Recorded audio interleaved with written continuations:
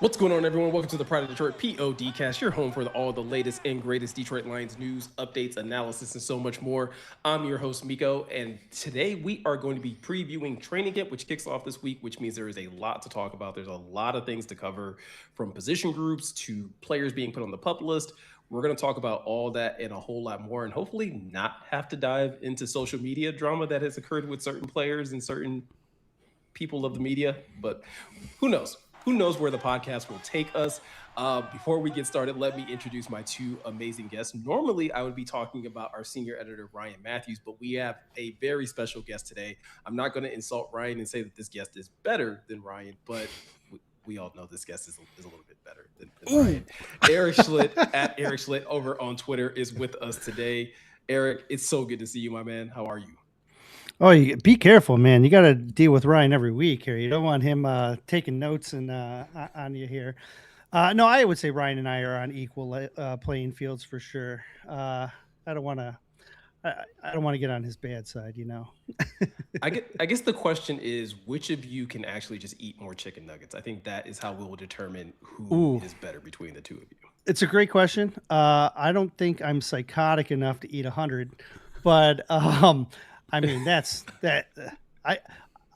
If I had to, I bet I could do it, like life and death. But like, man, 100 is an impressive number.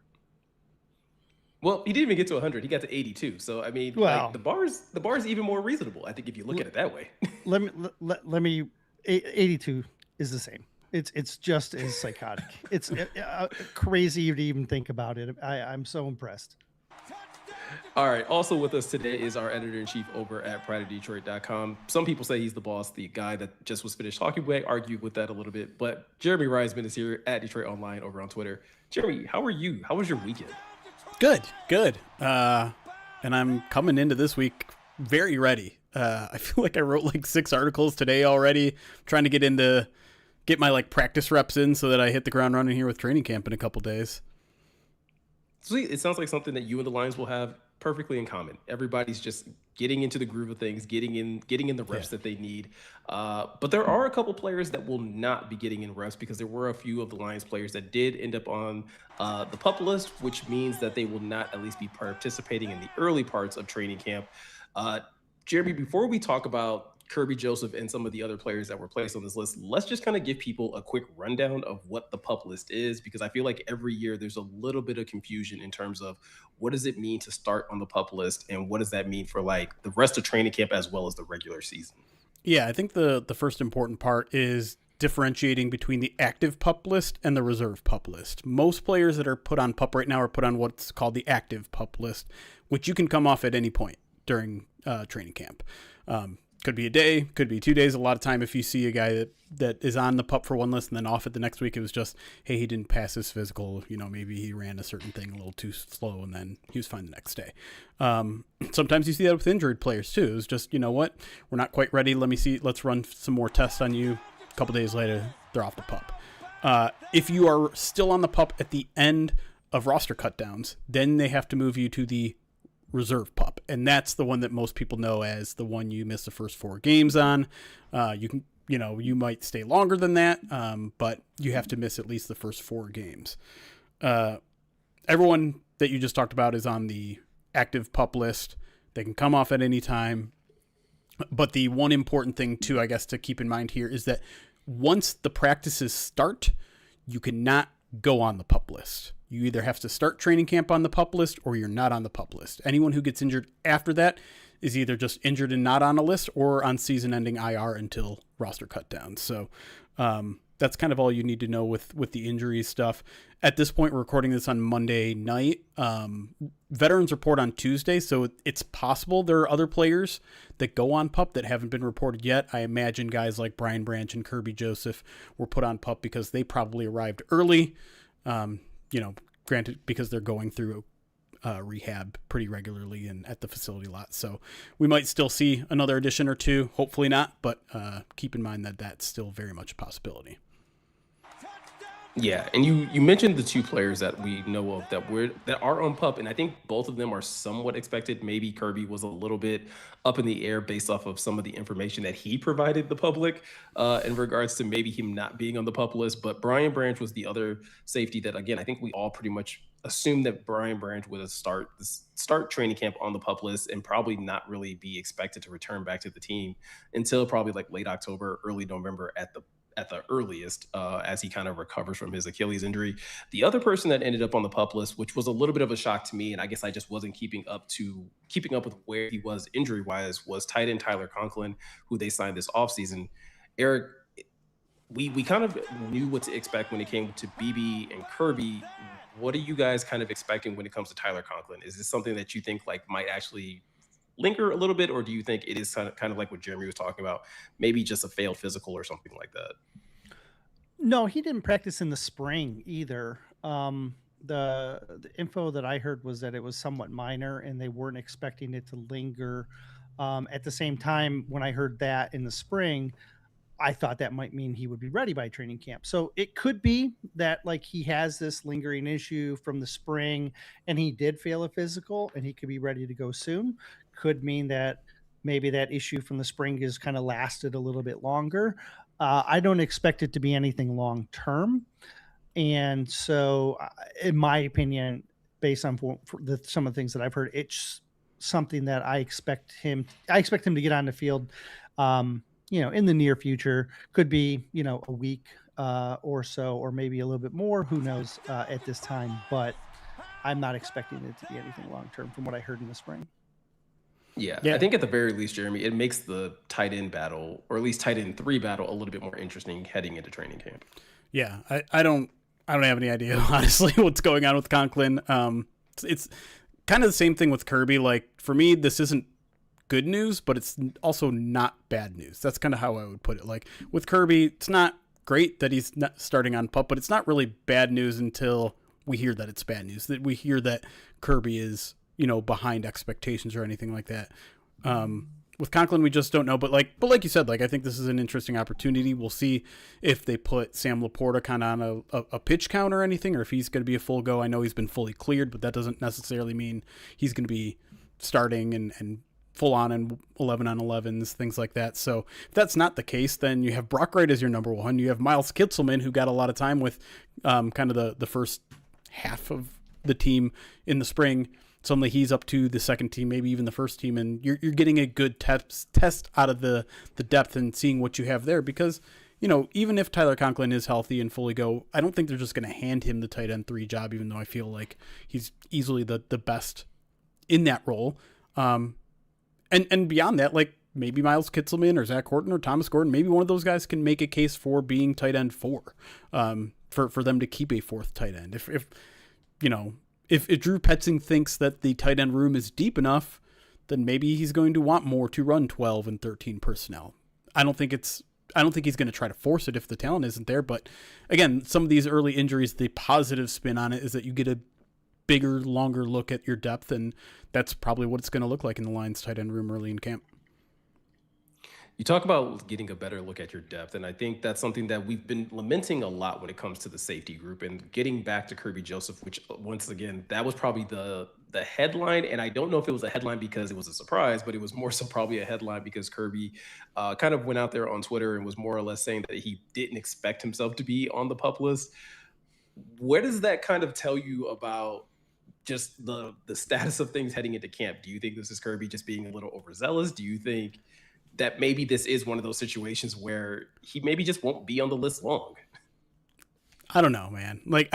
I've learned to not take Kerby Joseph seriously on Twitter. And honestly, I probably shouldn't have even ran with the story when he said how much y'all want to bet I'm on the list or I'm not on the list, because that could mean that could just be him trolling the fan base. Like, I don't know if he really thought he was going to be off the PUP or if he was trolling or anything. So I'm trying not to read anything into it. The most I'm reading into it is when he's actually talking about his knee and actually talking about what it's like and saying, I'm not in pain anymore like I was in the Kansas City game, so you're not going to see me collapsing. I can walk on my leg again, but my knee isn't right. It's very mixed signaling, and everyone's panicking, which happens every year, is we have to remind people that the PUP list is not like a death sentence necessarily. But at the same time, like, I don't feel better about his knee than I did 24 hours ago, 48 hours ago. I think it's something that we have to learn to just wait. And I know asking anyone to wait in this immediate feedback society that we live in is not ever going to be met with any sort of acceptance, but let's just wait until Wednesday when we hear from Dan Campbell. I'm sure it's going to be one of the few first questions he asks. It's like, let's ask about Terrion. Let's ask about Kerby Joseph. Let's ask about everyone else that's injured. And then we'll get to like the bigger questions here. But I don't know about Kerby. I'm not optimistic. I'm not necessarily any more pessimistic than I was before, but Kerby keeps talking, and I'm just trying to, like, I know some people are annoyed by it and I can understand why you are, but again, if you just don't take the guy seriously and realize he's being funny, trying to be entertaining, then I think you can release some of the frustrations here. I mean, Eric, I think there's almost an element of it where it's like maybe Kirby's just trying to just keep his spirits up. Just like in the idea of like, hey, like Jeremy said, like, yes, there's no more pain. There's no more, like, he's clearly better than he was a year ago, but he still knows there's something not right with his knees. So maybe he's just trying to, in some sense, maybe speak things into existence to a certain degree. Yeah, for sure. Like, this was the first question we had on the midweek mailbag was does Kerby end up on the PUP list or not? I took the stance of that I didn't think he would be on the PUP list. So when he came out and said, you know, do you want to bet I'm not going to be on it? Like, I was like, well, that makes sense. I think he's getting anxious to want to test it. And yes, he feels like there's something wrong with his knee, but he also wants to see, like, hey, what can I do? How far can I go? And the Lions are going to want to hold him back. I think that's obvious by utilizing him on the PUP list, keeping their options open. But him going on social media, to me, is an indicator that he wants to get back to work. He wants to be able to see what he can do, because amongst his enjoyable Twitter rants, it is him saying, I think on one leg I can still be effective. I think, even with the bad knee, I can still be a really good player.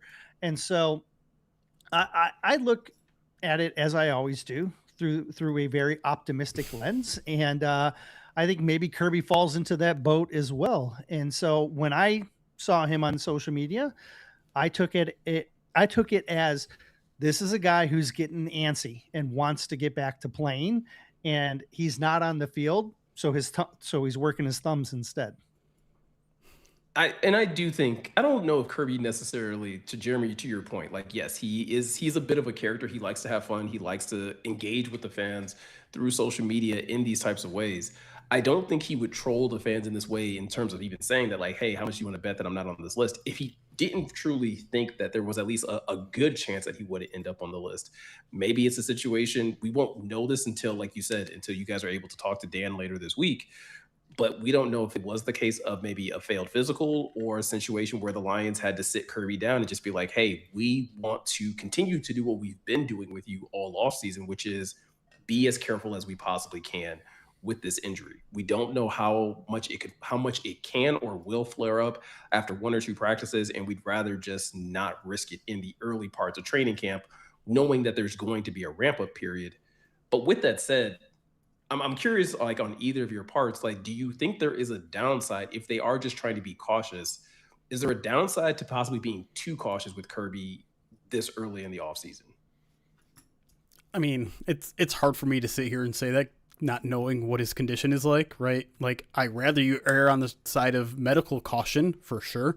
But the downside of not being out there is the downside of it always not being out there. You're not getting reps with your teammates. You're not building chemistry with your teammates. You're not getting your body ready for the season. You're not getting in the physical reps that you need to get ready for the season. I mean, I think people underestimate how important training camp is for development, for chemistry, for hitting the ground running when the season starts. I mean, you see it with a lot of these guys that miss all of training camp. They're not physically ready, even if they get a couple practices in, a couple weeks of practices in during the regular season, they're not the same, especially young players. Now, Kerby doesn't need necessarily the mental development and physical development, but he is going to need to test the knee. He is going to need to test his strength again. He is going to need to like go through physical game reps and see how the knee responds. But I don't know if he should wait. I don't know if they should, push him out there now to make sure that they know. It's just, I'm coming from a place of ignorance, so I can't judge the Lions on whatever their strategy is. Hell, we don't even know what their strategy is right now. But to answer your question, like it always hurts to miss time in practice. So that's why I don't think this is good news, but not yet bad news. It's just like, well, it's not good news because it seems like he's going to miss some time here to start the season, but it's not bad news because he should still have enough time to ramp up to be okay, even if it's not ideal. Eric, what about you? What do you think? I was going to say, at some point, he has to come off, right? Like, if you're going to want to test the knee, he has to come off PUP at some point. And so if they want to take some time at the beginning of training camp, like you mentioned earlier, Miko, and kind of that ramp up process where there's not a lot going on. There's shorter practices, and the first 3 or 4 practices are going to be shorter than a normal training camp practice.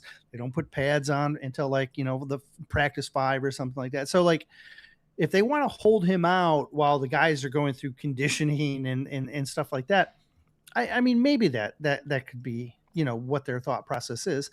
And maybe they want to hold him out another week. I mean, again, we don't know. But the bottom line is, if you want to test the knee, he's got to come off the list at some point, and then you have to test it. And so when that will be, we'll see if Dan answers that question on Wednesday. All right. Well, with that said, I think we should probably transition to talking about training camp and at least previewing the different position groups that you guys are at least going to be focusing on throughout camp, or at least that the audience should also be focusing on throughout camp.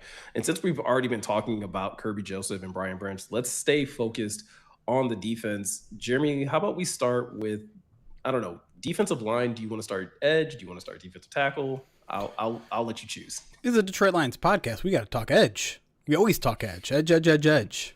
Brad Holmes' favorite subject. Then let's go with it. Yeah, I mean, there's a lot to look forward to, right? Like, obviously, you have Derek Moore and how he looks. You have DJ Wanham, who's probably going to be the starter opposite Aiden. You got both those guys probably going up against Penei Sewell, so that's going to be fun to see, like, how they hit the ground running or literally hit the ground going up against Penei. And then beyond that, it's the depth. Is Ahmed Hassanin really going to play the big edge position like it sounded like they were going to transition him to? And if so, can he compete in that room where you have guys who are a little bit more experienced, a little bigger, a little more able to set the edge at their size? I mean, everything to me points to that room being better and deeper, but they got to go out there and do it. Unfortunately, you can't really tell early in camp because the pads won't come on for another week or so, but it's an exciting room, right? I was talking about this on a different podcast. The Lions seems to have tilted the scales a little bit of, let's stop the run first. Let's be a very heavy, committed run stopping defense to, hey, let's add a little bit of pass rush juice. Let's get some guys that can get to the passer. And again, not sure how much they're going to be able to do it in practice against Penei Sewell, but looking at one-on-ones, they're not every single person is going to go up against Penei Sewell. So how does this guy look like against Larry Borum or Devin Cochran or Giovanni Manu, I suppose? It's going to be interesting to see just how improved that is. And again, we might not be able to fully tell until we get to the preseason. Yeah, the edge spot is certainly interesting because you have this kind of change in dynamic with the type of pass rusher, a little bit lighter than what you've had in the past, a little bit more athletic, a little bit more pass rush juice. And so it's going to be a fun position to watch for sure. My guess is in one-on-ones, the last couple of years, we've seen Aiden and Penei face off twice, and then those two guys just kind of sit, and then everyone else kind of gets in on those one-on-ones. It's in the 7-on-7s, 11-on-11, or in 11-on-11s, stuff like that. That's when we might get a better chance to see what these guys are made of. Because even Aiden in his rookie year when he was playing so well in training camp. Even he got hit in his ear hole in those 11 on 11s, right? Because like it is just a different element to that game. That's that portion of practice. And like Jeremy said, we're not going to get to see that for at least five, for at least 5 practices. And so it'll be a lot of anticipation, I think, on the edge. But there's a lot of different ways that they can go with how they want to build that room. Like we feel really good about Hutch and Moore and Wanham, but are they going to keep another pure like edge rusher? Will it be Peyton Turner? Could it be a guy like Hassanin? If Hassanin is, integrated into this like big edge spot and he can't get out of that spot, does that open the door if Turner's not doing what he's supposed to do? Does that open the door for a guy like Anthony Lucas, an undrafted guy, right? Like, and so I really think the edge room, when it comes to depth beyond the top 3 guys, you could see any of those reserves, and including guys that are playing the big edge, like Hassanin and Lacey, and I think West will probably be in that conversation as well. Yeah, that battle between those guys and how it bleeds over into the interior players and their depth battles is really where the fascinating portions of the defensive line will come into play, because I think they have a plan and we're guessing, but a lot of times, what we think now based on what we're seeing on paper doesn't always match up with what we see in 2 weeks. So it's fun to look. It's fun to look a little deeper in this edge room as well, because there's some fun guys that could maybe show up, and certainly guys like Hassanin and Lucas are just wired like just crazy energy. And when you bring that on this roster with this coaching staff, there's opportunities. Those 2 guys on the first day of camp are going to be crazy. Yeah, padded practice. I meant to say, yeah. Good luck, man. And that's going to make everything harder on the opposite side of the ball too. It's funny because Morgan and I talked about it in the video that we posted on YouTube. Like Anthony Lucas, Ahmed Hassanin, and Peyton Turner all feel like they're vying for like at least one roster spot, like the same roster spot on this team. And I don't know if the Lions are open to the idea of carrying like 2 of those 3 guys, but it does feel like as training camp is going to be progressing on, like this is where they're going to have to make a stamp in that area, especially if you talk about Ahmed Hassanin having to transition a little bit into a different style of edge. And when you talk about there being other veterans on the roster that are just either built differently or just have played the position, which kind of leads me into the defensive tackle group, because that is where you have Aleem McNeil coming back, a year removed from an injury. We got reports that Tyleik Williams is down 50 pounds, which I don't even know how to like imagine what that looks like physically.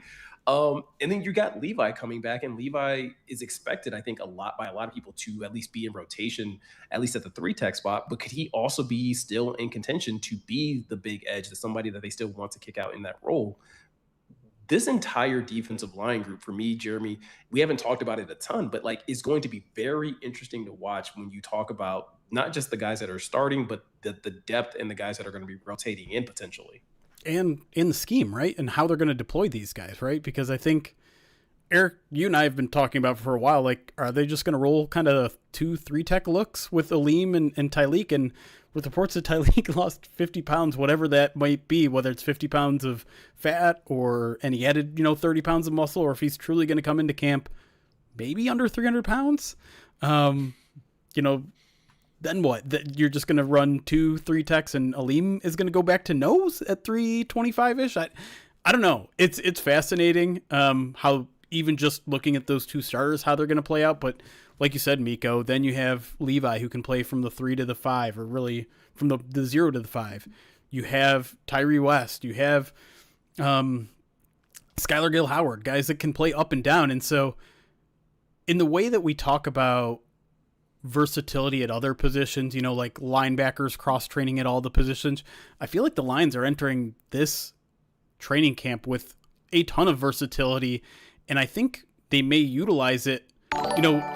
I was talking about this on the Road to the Lions UK podcast. I can't remember who to attribute the quote to. Maybe Eric remembers, or maybe you remember, Miko, where they're talking about pre-snap motion and how like the Lions can utilize that to their advantage, like right before the snap, kind of move maybe Aleem from the nose to the 3-tech, and then Tyleek from the 3 to the nose, and just being so versatile and so unpredictable right before the snap that it throws the offensive line off. And I think you can make arguments for pretty much every single player on the defensive line that they can play 2 to 3 different techs on the defense, and that to me is pretty exciting.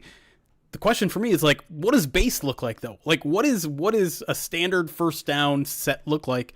And it didn't look all that different in the spring, to be honest, right? Like, Aleem was kind of your 3-tech. You had Tyleek anywhere from the 0 to 1, but usually one of those two, and maybe occasionally to the 3, and then you had your big end. You had like, none of that looked surprising, but just with the way they continue to add, with the way that they're going to build out the defense and continue to build on what they kind of had in terms of just a baseline last year, things are going to look different. When, again, as we presume. And I'm just fascinated to see not just who's going to be playing, but where they're going to be playing. Yeah, I think we talked about when we talked about the defensive line in the mailbag in the past, we've talked about the fact that they essentially have two guys who have nose tackle like tendencies and nose tackle type frames in Aleem and Tyleek, but both have a lot of experience playing the 3, but could also play the nose. And so you can kind of shift them as they go. The team website isn't, it's not going to have their like number their weights as of like today, right. But it is interesting to kind of look at those numbers and see how they fluctuated over the last couple of years. Like, for example, when Levi came as a rookie, he was 290, and then he bulked up to 315. Now they have him listed at 305. But what's interesting about Aleem is they have Aleem listed at 310. Oh, and then Tyleek is listed at 325. And when he was at Ohio State, he was 335. So it's possible like he got up to 350 and he's back down to like, or maybe 360, and now he's back down to like 310, because I think him and Aleem, there's a lot of crossover in how they compare as players. And if they look at Aleem and say, you were pushing 350 and we got you down to 310 because we like your movement, maybe the same thing can be true with Tyleek here. And so if you have these two guys that are both 310, still have this kind of squared frame that allows them to anchor in the middle, but then you've lightened them to give them some pass rushing, then that gives them a lot of options. And with Levi, I do think what Miko said earlier, with the ability to kick out to the 5, that's still going to be in his range, right? Like I know he didn't do a lot of it in the spring, but I look at a lot of the stuff that they did in the spring as trying to get some of the younger guys or new guys reps early. And I think Levi will get reintroduced back into that spot as we go. So those 3, again, I feel real comfortable with my first 3 defensive interior guys. And then after that, that's when it gets real tricky, right? Because you have 2 nose tackles on the roster in Kiana and Tufele, but the website says they're both 320, right? So like they're actually smaller than what they list Tyleek at. So maybe Tyleek will be the de facto nose in the base. But as you mentioned, Jeremy, it doesn't take much for him to kick to the 3 and Aleem to shift to the 1, because that's where Aleem played all of his college ball. And so understanding the angles from the 1 and the 3 can be different, but these guys are pretty experienced, and their spotty types and skill sets allow them really to be interchangeable between both those spots. And I think that's what makes them an upgraded version of what we've seen on the interior in the past.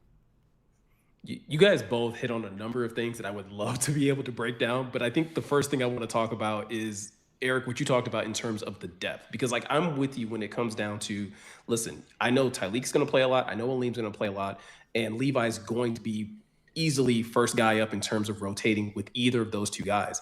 It's the spots after that get really tricky for me. And I think this is where a lot of fans should be locked in on, is like, if the Lions still prioritize and they still want a nose type of player, which of these guys that are in kind of in contention for a reserve spot will they go with? And, or I guess this kind of does lead into my second point, which leads into what Jeremy was talking about in terms of scheme change. Like, could the Lions be going with something completely different that doesn't require a nose tackle at all? That they just go into a more attack-based mindset, and that they're going to maybe rely more on their linebackers to help out more in run support than they have maybe in previous years? Yeah, I think it's certainly possible. If you do run the dual three techniques, it's not an unheard of defense. It's just not something that Detroit has run under this regime, but it's something that we have seen in the past. If you're going to do that, the way you combat that is you run with two linebackers that play inside the tackles. And that's, again, something that they can do, especially if they're going to introduce more nickel sets, which they've talked about, right? So having linebackers that can play in the tackle box, having three techniques that can be interchangeable, and then having more pure pass rushers on the outside, that could certainly be a base that covers your gaps and increases your pass rush, right? And so I really think that that could be possible. Now, this defense is built on flexibility, which means I think all of the depth, if you look at how the guys are kind of categorized, you have two young guys in Mekhi Wingo and Skylar Gill-Howard who are pass rushers. They're mainly pass rushers. So you know what? Let those two battle it out for a pass rushing role. Then you have Kiana Aina and Tufele. They're both nose tackles. You're going to maybe want that for certain sets. So let those guys battle out, maybe for one spot for that.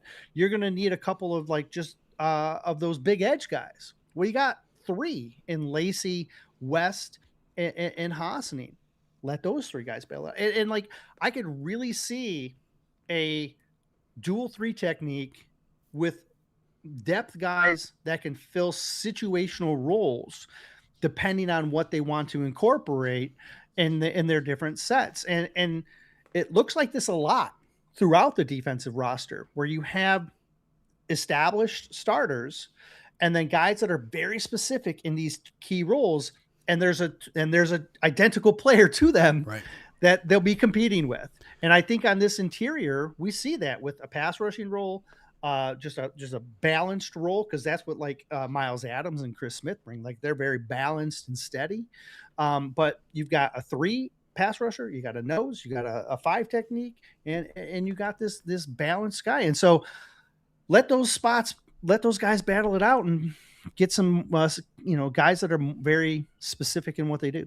My question, though, is when it comes down to making that roster decision between these guys that are more specialized, do you go with the guy that's better at that one thing, or do you go with the guy that's that shows more progress in being a more well-rounded player? Because one thing that Dan Campbell made clear about, particularly the draft picks, right? Gill-Howard and Tyree West. Yeah.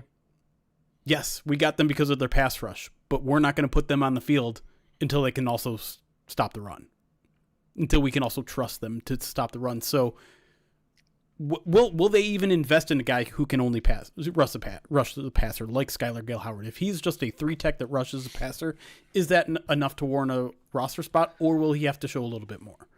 I'm going to say no, because that's what we saw with Wingo last year, right? Like, Wingo was a guy who was a pass rusher, and he could not get on the field. Probably, most likely, because he was struggling to stop the run. Yep. And so just because Gill-Howard is the best pass rushing interior guy that they have, and let's say he's better than Wingo, I absolutely agree with you. Just because they have a plan to let these two pass rushers duel it out, they're not going to put a guy on the roster if he can't do all of the things that they expect of him. They will wash him out and look for another one, because we saw it last year at cutdowns, right? We don't have a safety that can play special teams at the level we want. Let's go get one in Thomas. We need a young safety who can come in and challenge to start and give us good depth. Let's go get Thomas Harper. We need another pure edge rusher because Hassanin's hurt. He's not ready, and we don't like the other guys. Let's go get Wheat. And so, just because they have these guys in their positions, there's no guarantee that it's going to be one of those two guys. And it also gets even more complicated if you're only going to keep a certain amount of linemen And then you're debating not just between the two guys you're battling with, but you may be debating between, like we talked about earlier, is Edge 4 and Peyton Turner more valuable than 5 Technique 2 and what might be Hassanin or Lacey, right? Depending on where you want to slot Onzarike. And so that crossover is going to be an interesting discussion as well. And then it could come down to, hey, who plays more special teams as well? Who's got more potential for us to develop? Who's going to sneak through waivers, right? Who's got a better injury history? Like there's a lot of factors that are going to go in, but it certainly looks like they're going in with these mini battles at a lot of positional roles. And I feel like for some people, like that may sound very confusing, and that may sound like the Lions are complicating their roster construction process. But Jeremy, to me, this sounds very much like them sticking to what they have said from the beginning, which is that they want competition at every aspect of this roster. And edge and defensive tackle, like we just went through it, that there are so many battles, there's so much overlap within these groups where ideally by the end of it, like you're getting the best group of talent, that you're getting a number of guys that you can trust to go out there and perform on the field, hopefully at the level that Righteous Felon performs when it comes down to being a high quality protein snack that you can go out there and get at a really quality price. And fortunately, the Pride of Detroit podcast is brought to you by Righteous Felon Craft Jerky. It's the jerky that the Detroit Lions trust. And so it's a good reason why you should trust it as well. Righteous Felon Craft Jerky is rooted in Westchester, Pennsylvania. It is locally sourced all Black Angus beef.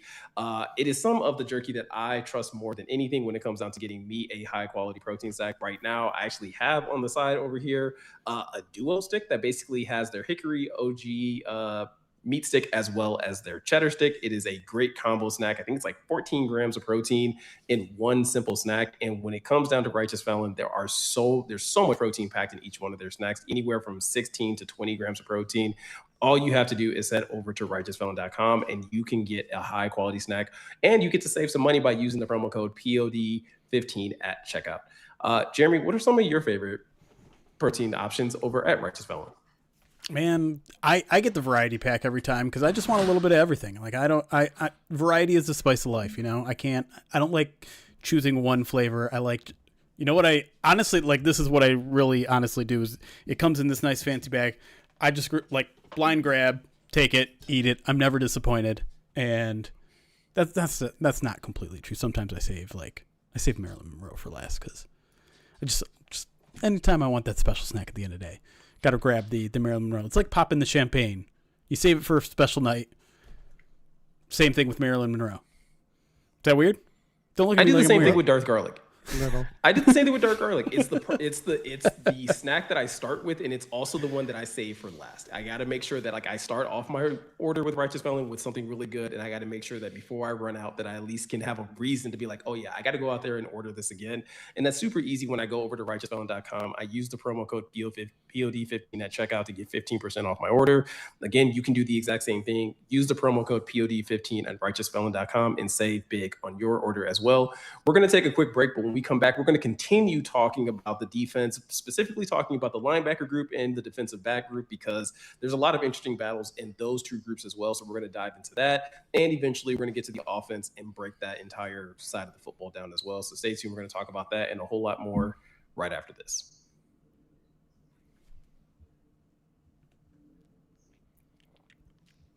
All right, we're on break.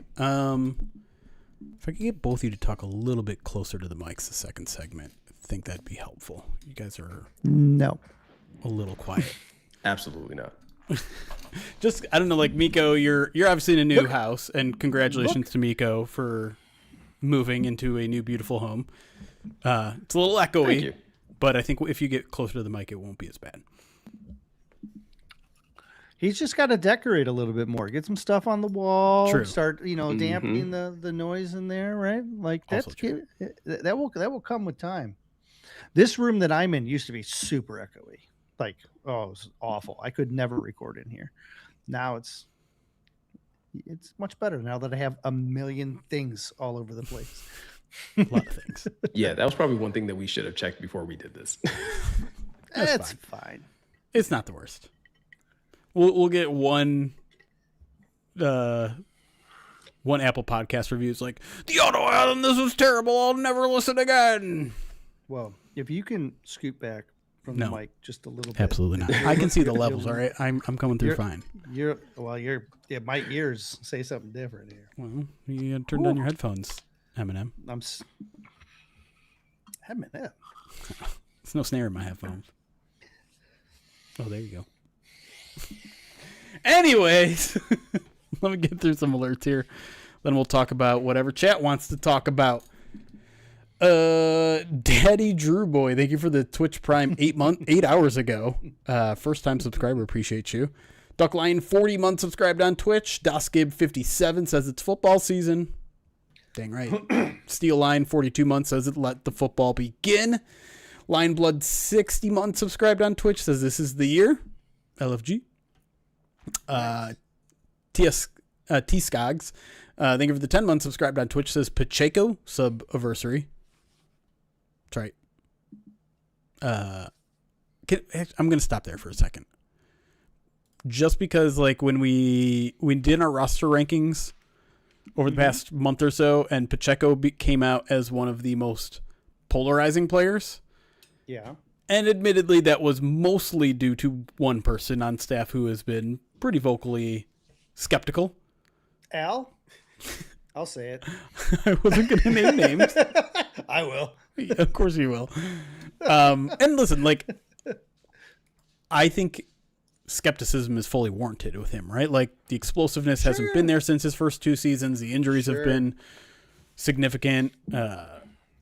I'm curious where you guys are at with Pacheco. Like, as the team's RB2, how comfortable or uncomfortable are you with him being Jahmyr Gibbs injury away from being RB1? What was his ranking? I don't remember. What did we have him in at? The 30s, I think. I want to see where I had him and see if I was He was. Yeah, I should probably check mine too. 27. All right, I had him at 24. So I must have been one of the higher ones, right? Miko had him 18. Miko had him the highest. All right. Good job, Miko. Yeah. Go ahead. You had him lower. You can go first. Who, me? No, Miko had him lower. He had him higher. Lower. Okay. 18. A lower number. I apologize. Jesus. You're confusing the people all the time. Sorry. I apologize, Miko, for my co-host here. That's, thinking we're on the mailbag and we're going to have that banter back and forth all the time. I don't know. Jeremy's act very out of character today. I think it is because you're on the podcast. It's 100% because I'm on the podcast. How am I out of character? You know what you're doing. Listen, I'm just trying to spice things up. I'm so boring normally. Oh, man. I fell asleep while you were talking right there.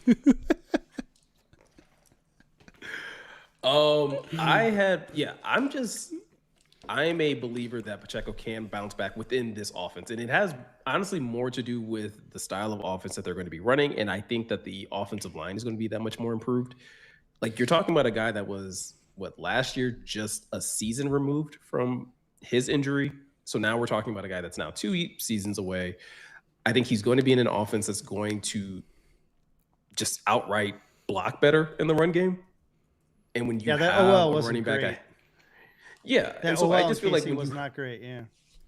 So when you have a guy like Jahmyr Gibbs that's going to put so much stress on an opposing defense, like Isaiah Pacheco brings a level of that same physicality, maybe a little less than what David Montgomery brought, but still like a physical run style, but still with like that explosive ability. And if he's still able to still like hit that second gear, like there's no reason why he shouldn't be able to find some level of success. I think he still rushed for over 600 yards, even in Kansas City with that bad offensive line. So I'm a little more optimistic that he's going to be a good, RB2 to Gibbs.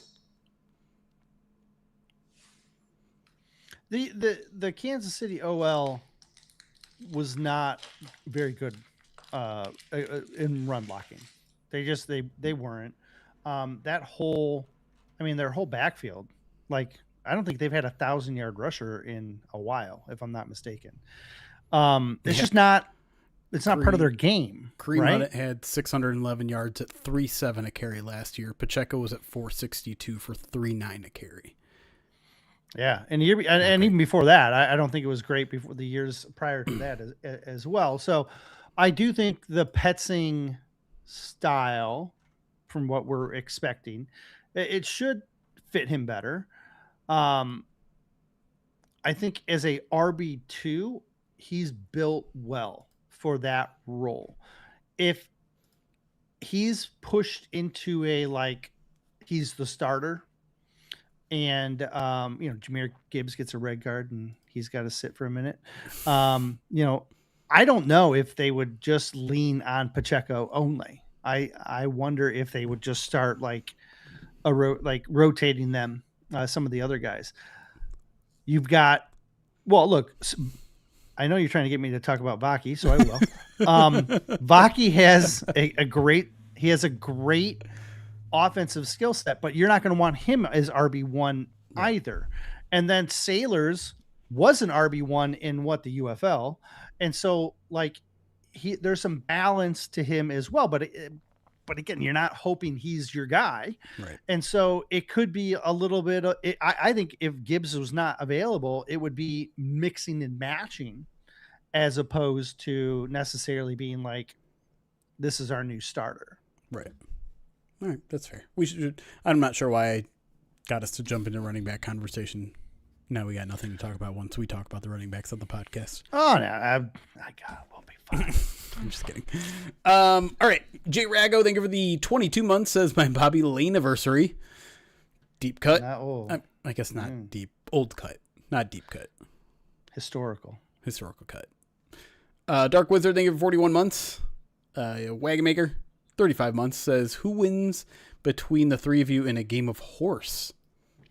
Well, the one time that we had to play basketball at the Lions facility, I made more baskets than you, and I'm pretty sure Miko could beat me. So I'm going to go with Miko because I'm not very good. And I know I'm better than you. So Miko wins by default. You were better than me on one day in which you shot warm-up baskets. I did not. Look, your name's on a freaking room in that building because of one day that you happen to be better than me. So I don't want to hear about this whole one day. But if I would have been better than you that other day, I would be a 2-year running. But you weren't. And I was better than you that day, and therefore I'm better than you. And that's the rule. You established the rules. Okay, so I'm the most athletic Lions beat writer. That's the rule. But I'm a better basketball player than you, and I'm terrible. Therefore, Miko wins by default. The fact that Jeremy tried to use warm-up shots in horse.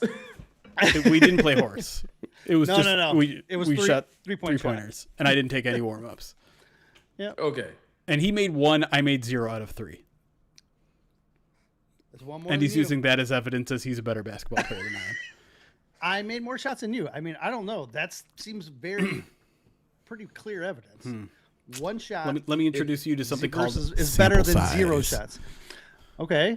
One day, this. I'm using your argument for why your name should still be on the door. I didn't even make that argument. Later. You made it for me. No, you have historically made that argument. So I'm just bringing back historically made. Again, so yeah, you're acting different, man. Just because Eric's here. No, you're just saying that to twist the knife. He's defensive. It's okay. It makes for a much more interesting podcast. It's okay. Ratings are going up as we speak. I feel very confident I would not win the game of horse, though. It's sad that when Jeremy read the question, my first thought was horseshoes and not basketball. Because I was like, oh, there's no reason. Why would they think that we would play basketball? Of course I would win in that. Horseshoes felt like the more even playing field game. Do you have a good shot, Miko? Compared to you two? Yeah. You don't know that. I can tell you that when I was younger, I was not bad, but I haven't shot a basketball in a decade. I feel like it probably been more than that, but it feels like it. The last time I shot, it was at Allen Park, and I had one more basket than Jeremy did, and so that I think was the last time I shot a basketball. So I'm pretty confident. I don't think I'd shoot granny style like JC is suggesting, but Yeah, but last year was the first time I had played basketball, like seriously played basketball in over 10 years. And I regretted it yeah, immediately. 100%. I think I would. I'd lose in horse, but I'd beat you both in lightning. Lightning was my game. Oh, the hell no. The hell you would. I would. That's one game that like I know for like, and that's just because my family plays it so much. Whenever like I have family in Grand Rapids, and every time we would go up there, that was the game that we would play.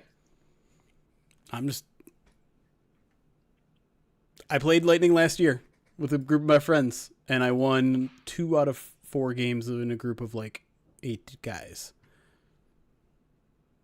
Age range of those 8 guys. 37 to 40. Stick brag. Yeah. I'm just saying.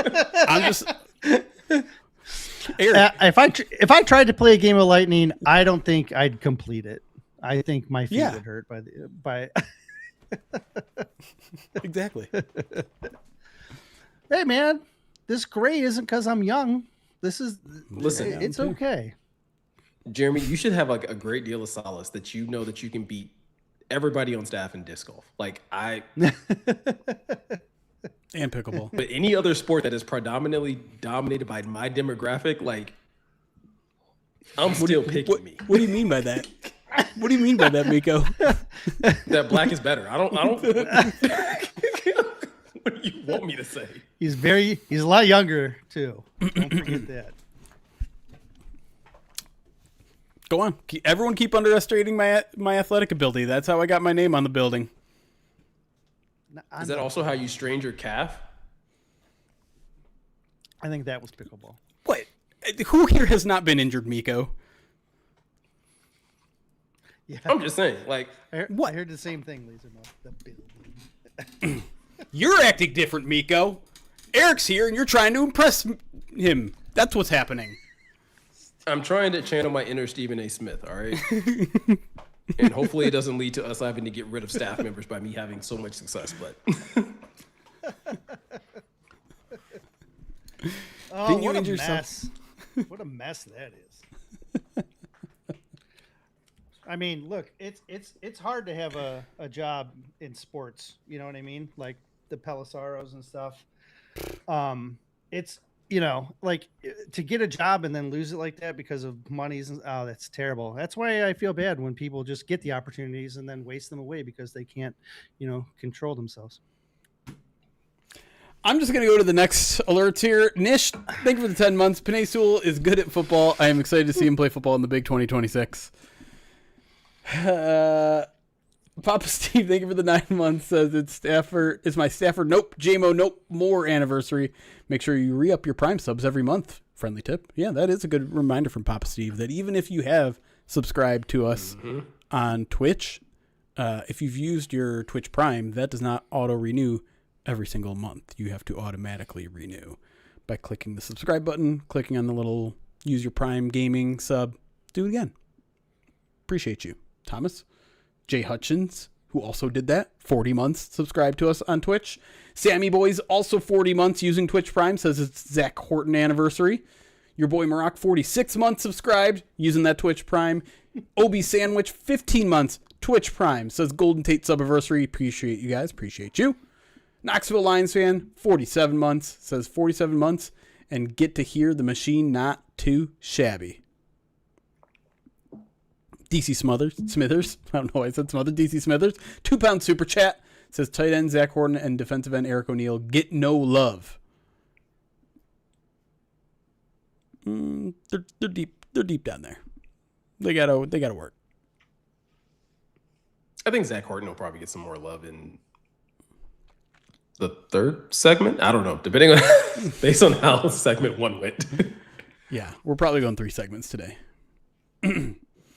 Sundog, thank you for the 43 months subscribed on Twitch. Says in honor of 43 months, can the panel of experts answer who the Lions are most likely to hang 43 points on this season? Oh, good question. I like that question. 43. Let me pull up the schedule. So, as one of our SB Nation writers on the main site, sbnation.com, predicted. Hello. Chat can't see her, but there's a young child next to Eric. There she is. Hi, baby. Having someone just whisper in your ear mid podcast. Which of these teams? Which of these teams is gonna are the Lions gonna score 43 points on? Pick one of these teams. Which one? No, you can say it. You don't have to hide it. Which one? Which team is going to get the Lions just going to score 43 points on? Just going to go full. Pick one of those teams. Who's it going to be? Daddy, what teams can I pick? Any of them. Pick any of these teams. Any of these names right here. Even the bye ones? Well, you can't pick the bye week. Good question. You can pick one of the other. You can pick one of the other teams though. Any team you want. Daddy. Yeah. Where are the Lions on this one? The Lions play these teams. So who are the Lions going to score 43 points on? Which team? Hey, Daddy. Which team is like our team? None of them. They're all terrible. So pick the one that's the best that you think the Lions are going to beat the most.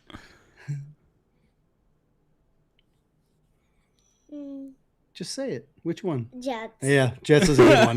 Good pick. All right. Good job. Confirmed Georgia knows ball.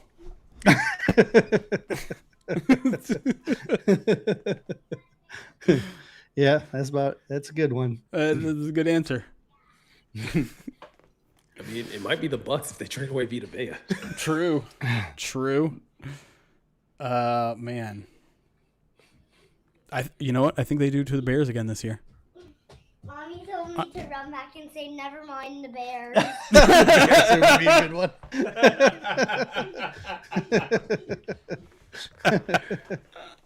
That's a well-run household right there.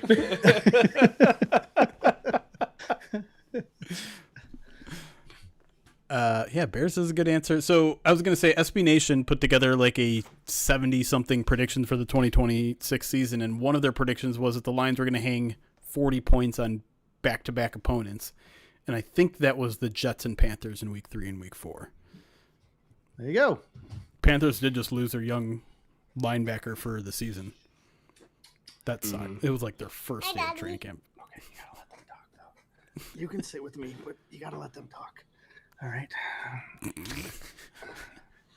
She's getting so big, it's crazy. Well, her oldest sister's at overnight camp this week, and her middle sister is at theater tonight, and so she is at home bored.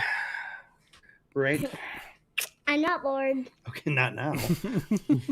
Well, I'm not bored at all. Setting the record straight. I'm actually not bored. She's such a I think you need to get her own podcast. When Harper was about her age, Harper and I did a podcast about toys, where I would record the breakdown podcast, and then I would bring my equipment to the kitchen table, and Harper and I would talk about toys. Is your microphone on silent? You don't need to. Jeremy will appreciate that you are leaning into. I agree. Yeah. So her levels are great. Good job. She actually, I think, probably knows the most football out of all my girls. So don't you? Don't you? Boofgerts, thank you for the 28 months subscribed. APD Rag 28 months says, bring more car talk analogies back. What's your guys' dream car? Are any of you on silent? No one is on silent. Hello, is anyone Dream there? car. No. Yeah, but you can't. Not here. Here. Mm-mm. Go ahead. You're on the show now. Now you can hear everything. I thought you guys were on silent. What's your dream car? What'd you say, Daddy? What's your dream car? You He said, "What's my dream car?" And it'd be like a pink car with a rainbow on it. Nice. Nice. I like it. It's good.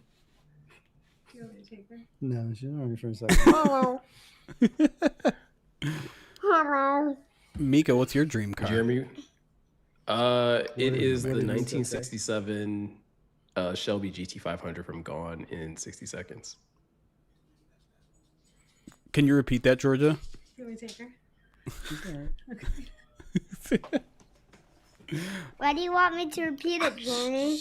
Because what Miko said was very long, and I thought it was be funny to see if you could remember everything he said, because I've already forgotten everything he said.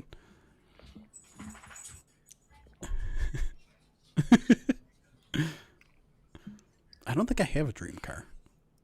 I don't care about cars at all. I don't care as much. Like I used to care a lot more when I was younger, and I don't. Okay. Hey, Georgia. What's your dream football, Jeremy? My dream football? Yeah. A brown one that's like normal size. That's normal size. But it has to have exactly 13.2 pounds of pressure. Oh. Nice follow up. Remember what we did? That was also a terrible answer, Jeremy. You should have Thank you. said the football that's on top of the Lombardi Trophy. That's your dream football. That's not a real football. It's shaped like Still football.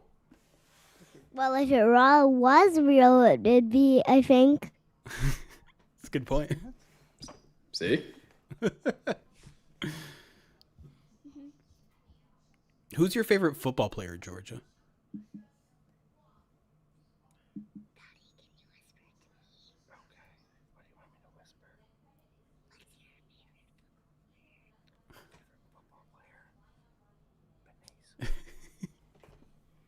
It's Daddy's favorite football player. And who's that?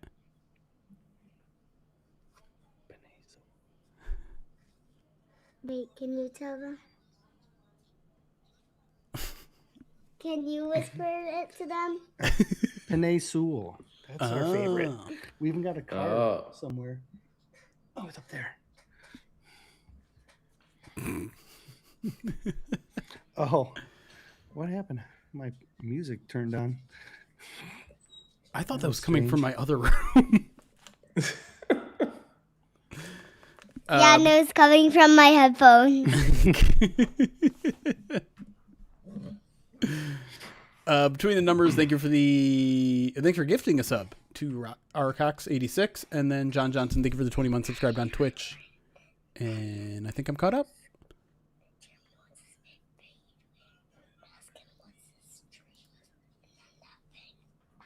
Jeremy, what's one of your favorite things? One of my favorite things in the whole wide world? Yeah.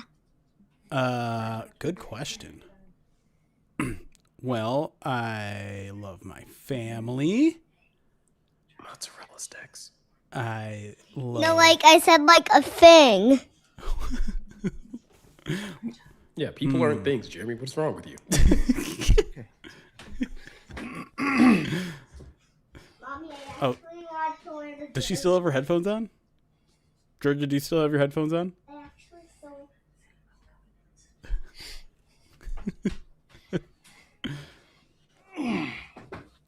Oh, No. now she's dressed appropriately. Tell Jeremy that. Tell Jeremy. Mommy told me to say it. Mommy told me to say coming for your job, Daddy.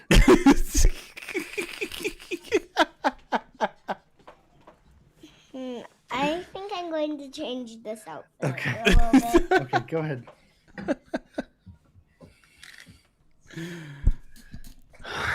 She's changing. Her Pride of Detroit shirt is getting swapped out for another one.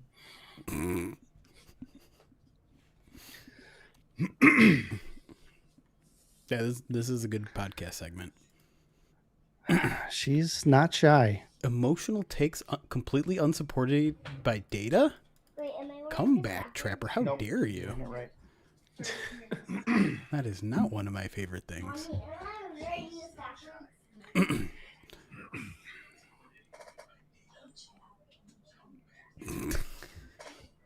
So I feel like we have to Hey, we have to state chat. that the Lions are not likely to trade for Vita Vea, right? No. Because he's asking for an extension, and they're not going to have enough money to give him an extension, especially when Aleem is there and Tyleek. What's that big right there? That was Barry Sanders. Hold on. People, you are now in a full Detroit Lions jersey. What kind of jersey is it? Do you know who's on the jersey? Or what number's on the jersey? Show them who you got. What number is that? 0. 0. Do you know what player that is? What did you say, Daddy? I said tell her RB1. RB1.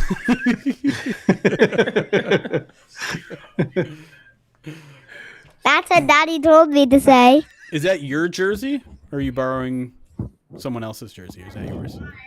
It's mine. It's yours? Is it new? Yeah, it's mine. And it isn't new. Sorry.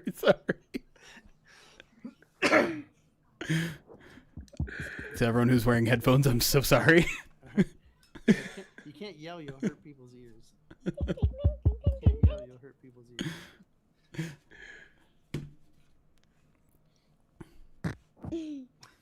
I want to see it over there. Yeah, that's on delay.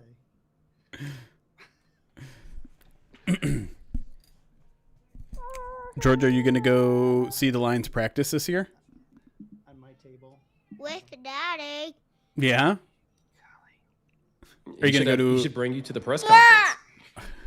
So you can ask a I question. said yes. Are you going to go to a game You too? don't have to yell. You can just talk normal. Just talk normal.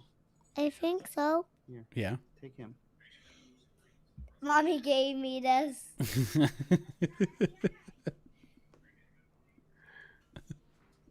I'm now hearing her... Which game did you go to a game replaying. before? Yeah? Do you remember who you played? Do you remember who the Lions played?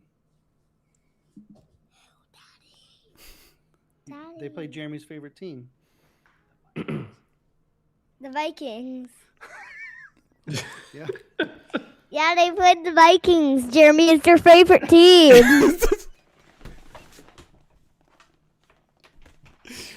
See, Jeremy, even the young people know. I'll have you know that I edited an Eric Schlitt article in which instead of safeties coach Jim O'Neill, he wrote Brian O'Neill, who happens to be the Vikings right tackle. Who has Vikings on the brain more than me? Wait, Daddy, can I get another plush? That guy. Sure. That Go guy. ahead. Can I? Never mind. I don't need to hear him. You better watch it, Schlitt. I'm about to mute that channel over there. Oh, I can't even do that. We're not on Zoom. Never mind. You're fine. He can't even hear me. I'm not even sure why I'm talking to him. No, I can do it though. Oh. What you got? You got the other. You got the companion. Hello? Hello? Hello? Okay, girl. I got this. She's got them both. Oh. Oh, We Sonic don't and Knuckles. We don't talk about the red one anymore. Say mom's favorite. The hell we don't. We just don't talk disrespectfully about the red one. I'm like, That's true. Fair point.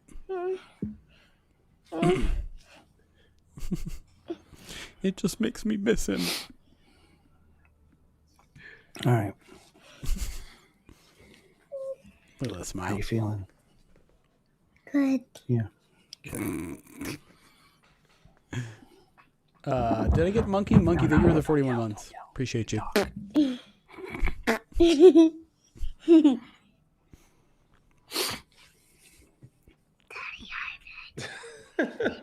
Aaron, the editor over on YouTube, asked, "Can't you play free safety?" Hey, say goodbye to the chat. Bye, Jack. Say goodbye. Bye. Say bye, Jack. Bye, chat. I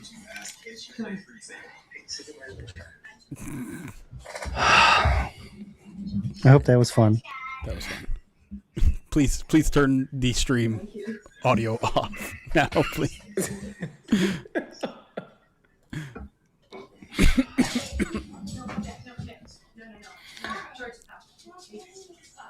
Your mic is picking up everything, by the way. Mine? Yep.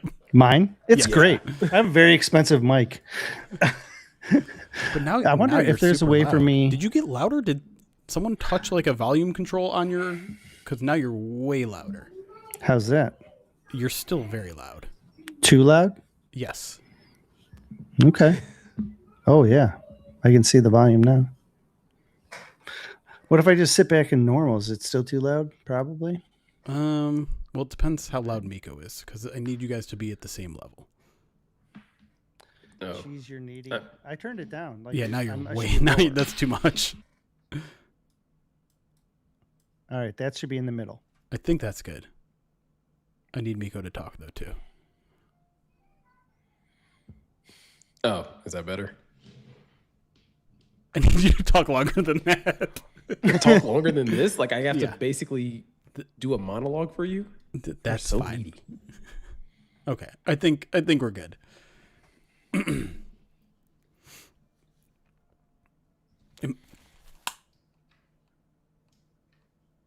hear music playing. Is that in my room? I'm starting to think Zazu sat on like the remote or something. Hold on. I hear music playing. I'll be right back. Georgia turned my my iTunes on when she moved the mouse and she clicked onto my iTunes, and I was like, what is that noise? And she had like the music blasting in her ear. Yeah. I don't know how If appropriate the song was either. So I hope Nah, it was okay. I'm sure it was fine. Sure. All right. She's got older sisters. All right, we're caught up on alerts. Is there anything we want to talk about, or since this is a 3-segment show, should we just jump into the second segment?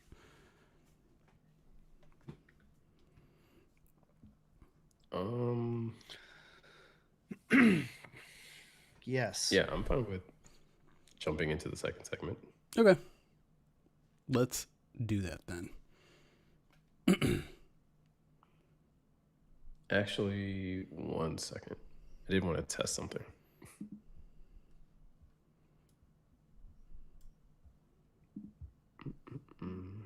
That's if I can actually change this. Oh, okay, I can't. All right, never mind. All right. Sweet.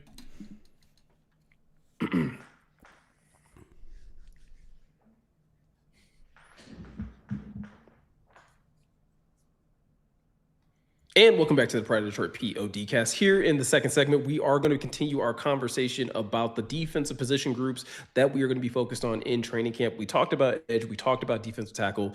Let's move up to the next level. And Eric, I kind of want to get your perspective of the linebacking core. We've talked a lot, I feel like, this offseason, specifically about there being a big amount of focus on Derek Barnes as well as Malcolm Rodriguez.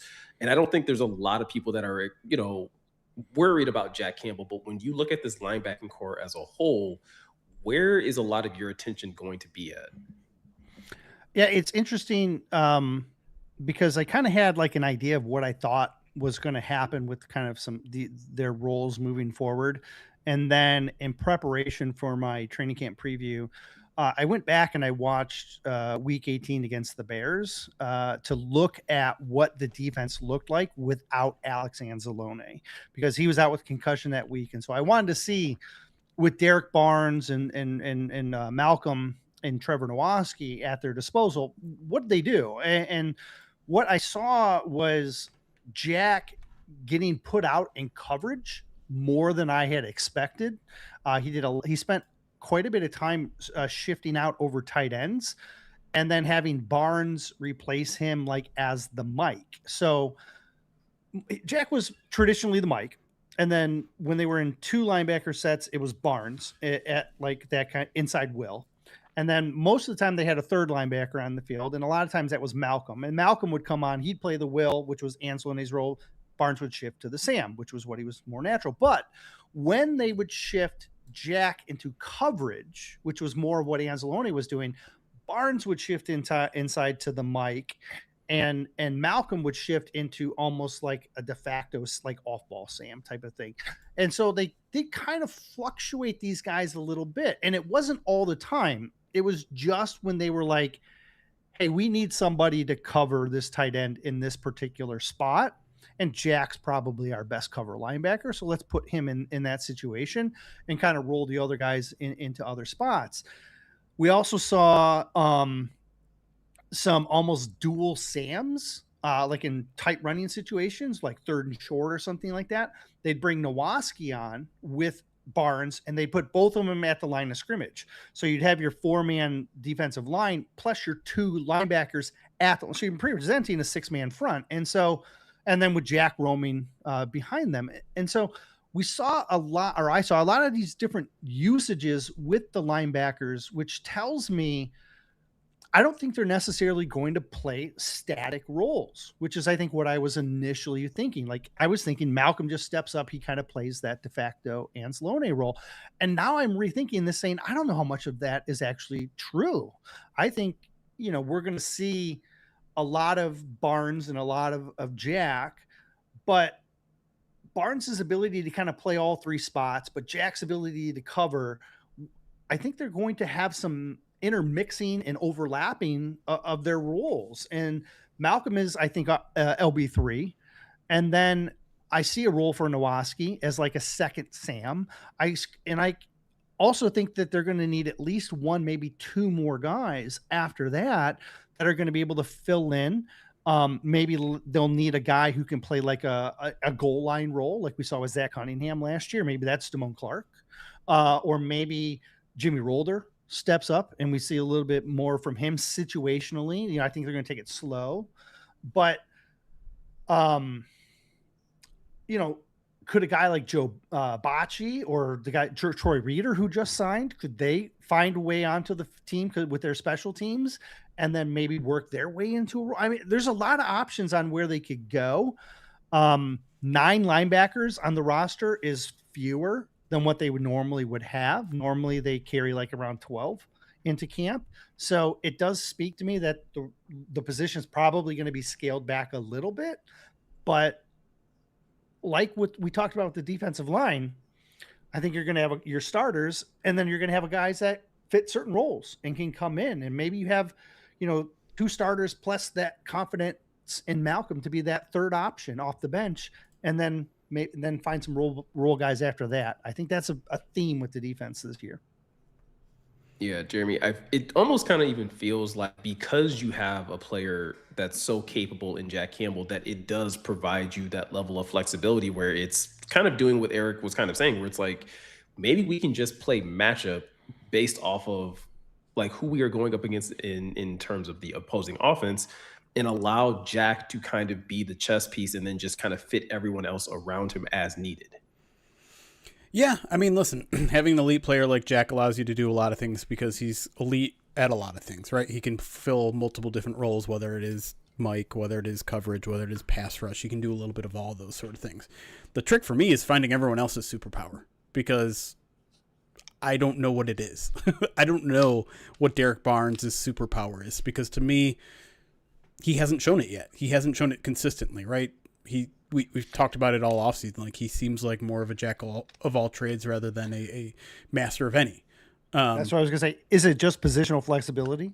Maybe, but like, even then, like, if you're giving a C+ in 5 different roles, is that worthy of 95% of the snaps that he's likely to get? Maybe, maybe not. Malcolm, like, we know he's a good run defender, but sometimes his size works against him. Coverage has been on and off with him. To me, when I'm looking at training camp, I'm looking at 2 things. I'm looking at Derek Barnes because I think he is going to play 90+% of the snaps. I need to see some improvement there. Am I going to see it in training camp? We'll see. Looking at Jimmy Rolder, because I thought he looked relatively good in spring, as much as you can look good in mostly walkthroughs and a little bit of team drills. And then I'm looking for that reserve role. Whether it's Damone Clark, whether it's Troy Reeder. I do like the addition of Troy Reeder because he's very experienced on special teams and he has a lot of experience on defense too. And someone pointed out to me on Twitter a quote from Chris Shula, the Rams defensive coordinator, talking about Reeder and talking about how one of his best qualities is just he knows the system so well. He knows defense so well. He's always in the right position. And I brought this up again on the Road to the Lions UK podcast, but one of the things that anytime I hear that from a coach, like, oh, he's always in the right spot, he's someone I can trust. Trust is a word that the Lions use a lot. I think back to Alex Anzalone's time and when he first got here. And the mistake he was making was one that I think Jack Campbell could very much fall into this year, which was I was overcompensating for everyone else. That guy wasn't doing what his job was supposed to be, so I was doing it, which means I wasn't doing my job. And there was like a landslide of mistakes happening, and it looked like Anzalone was playing bad when really he was just compensating for everyone else. I think Reeder is a guy that you could plug in, and is he going to be an outstanding player, an outstanding tackler, an outstanding coverage guy? No. But is he going to be in the right position and allow Jack Campbell to be Jack Campbell? Yes, he will. And I think you need players like that. And I'm not sure if everyone else on that defense is as trustworthy. I'm not going to sit here and say Reeder's going to step into a starting role. That's not what I'm saying. I'm saying That'd be crazy. That would be crazy. I'm saying, like, could he work his way to being LB4 at some point? Like, I think it's his ceiling, but I think he could get there. Because Roller is going to take some time to develop, because, I do think someone, think someone like Trevor Nowatzki is relatively niche in his role. To me, it's like Damone Clark and Troy Reeder kind of fighting for the same spot on the roster. And if they're good enough, both those guys, I think, could be, especially early in the season while Roller continues to develop, the first guy off the bench in case of injury. I'm sorry to interrupt, Miko. It's very Chuck Clark. It's very Chuck Clark vibes that I kind of feel, right? You're adding another veteran to compete with your Avonte Maddox, which is Damone Clark, right? Yep. And it kind of feels like you're trying to introduce an experienced veteran who you don't have to put a lot of like development into, who can be a steady player and maybe give you a little bit, but they're going to have to prove it on the field in order to earn a spot. I was just going to ask, because you seem to be again, the headiness of Troy Reeder seems to give you a certain level of confidence. What is it specifically about Derek Barnes that doesn't give you that same confidence? Even if we are able to say that, Derek Barnes is a jack of all trades, even if he is a master of none, it sounds like that's still a good quality to have. Is it just the fact that Derek Barnes is being paid so much that if maybe he didn't have the price tag that was attached to him, we would look at him differently? No, I think it's that he was promoted as this unique skill set for the Sam position where he can pass rush and he can drop into coverage and he can stop the run. And he did none of those particularly well last year. None. I think the last impact play Derek Barnes made was against the Buccaneers in the playoffs. Right. No, I think that's the thing that worries me. Right. Sure. And I think that's a legitimate concern to have. I just think in the same way we talked about in the break about like how I'm a little more optimistic in Isaiah Pacheco than maybe some people, I'm a little more optimistic that Derek Barnes is going to get it right if he is put in a situation where it's like, hey, Jack is going to do a lot of the heavy lifting. We expect you to fit into very specific areas where if we slide you over to the mic, we expect you to fill in run gaps really well. We expect you to do these. I think it's probably fair, or maybe by the end of this training camp, it'll be fair to at least admit that the whole idea of Derek Barnes being this premier Sam linebacker as a pass rusher was never really going to work, that he probably always should have been more so a Will/Mike inside linebacker type of player. Maybe. I mean, listen, that's the hope, right? Like, because nothing else has changed. Like, the only thing that is changing from 2025 to 2026 is he's going to have more responsibilities. And, I mean, he's still a young player. Don't get me wrong. Like, I think he can improve. But, when we talk about some of these other players and taking either a year 1 to year 2 jump or coming off a year from injury, like, there's none of that with Barnes. He just needs to play better. And I'm not saying he's incapable of it, but last year was kind of an unacceptable level of play. And I'm looking for reasons to believe he can turn it around in 2026. I feel pretty confident saying that if Barnes isn't making impact plays, we're going to see more Malcolm Rodriguez. And it might be Jack, and then Derek is playing 60% of the time. Malcolm's playing 60% of the time. You know what I mean? That type of thing. Sure. Because we've seen Malcolm beat Derek in a competition before. It was 4 years ago, but we saw it, and we saw that Shep isn't afraid to play the guy who's going to be playing better, right? And so, and if Malcolm still isn't recovered from his ACL, all right, Jimmy, you look good so far. Let's see what you can do. Let's bring the next guy, because I don't think they're going to keep him out there 100% of the time if he can't do what he needs, if he can't make plays, or at least impact plays. I feel like the linebacker position is probably top 3, maybe top 5 position group battles to like really keep an eye on this offseason.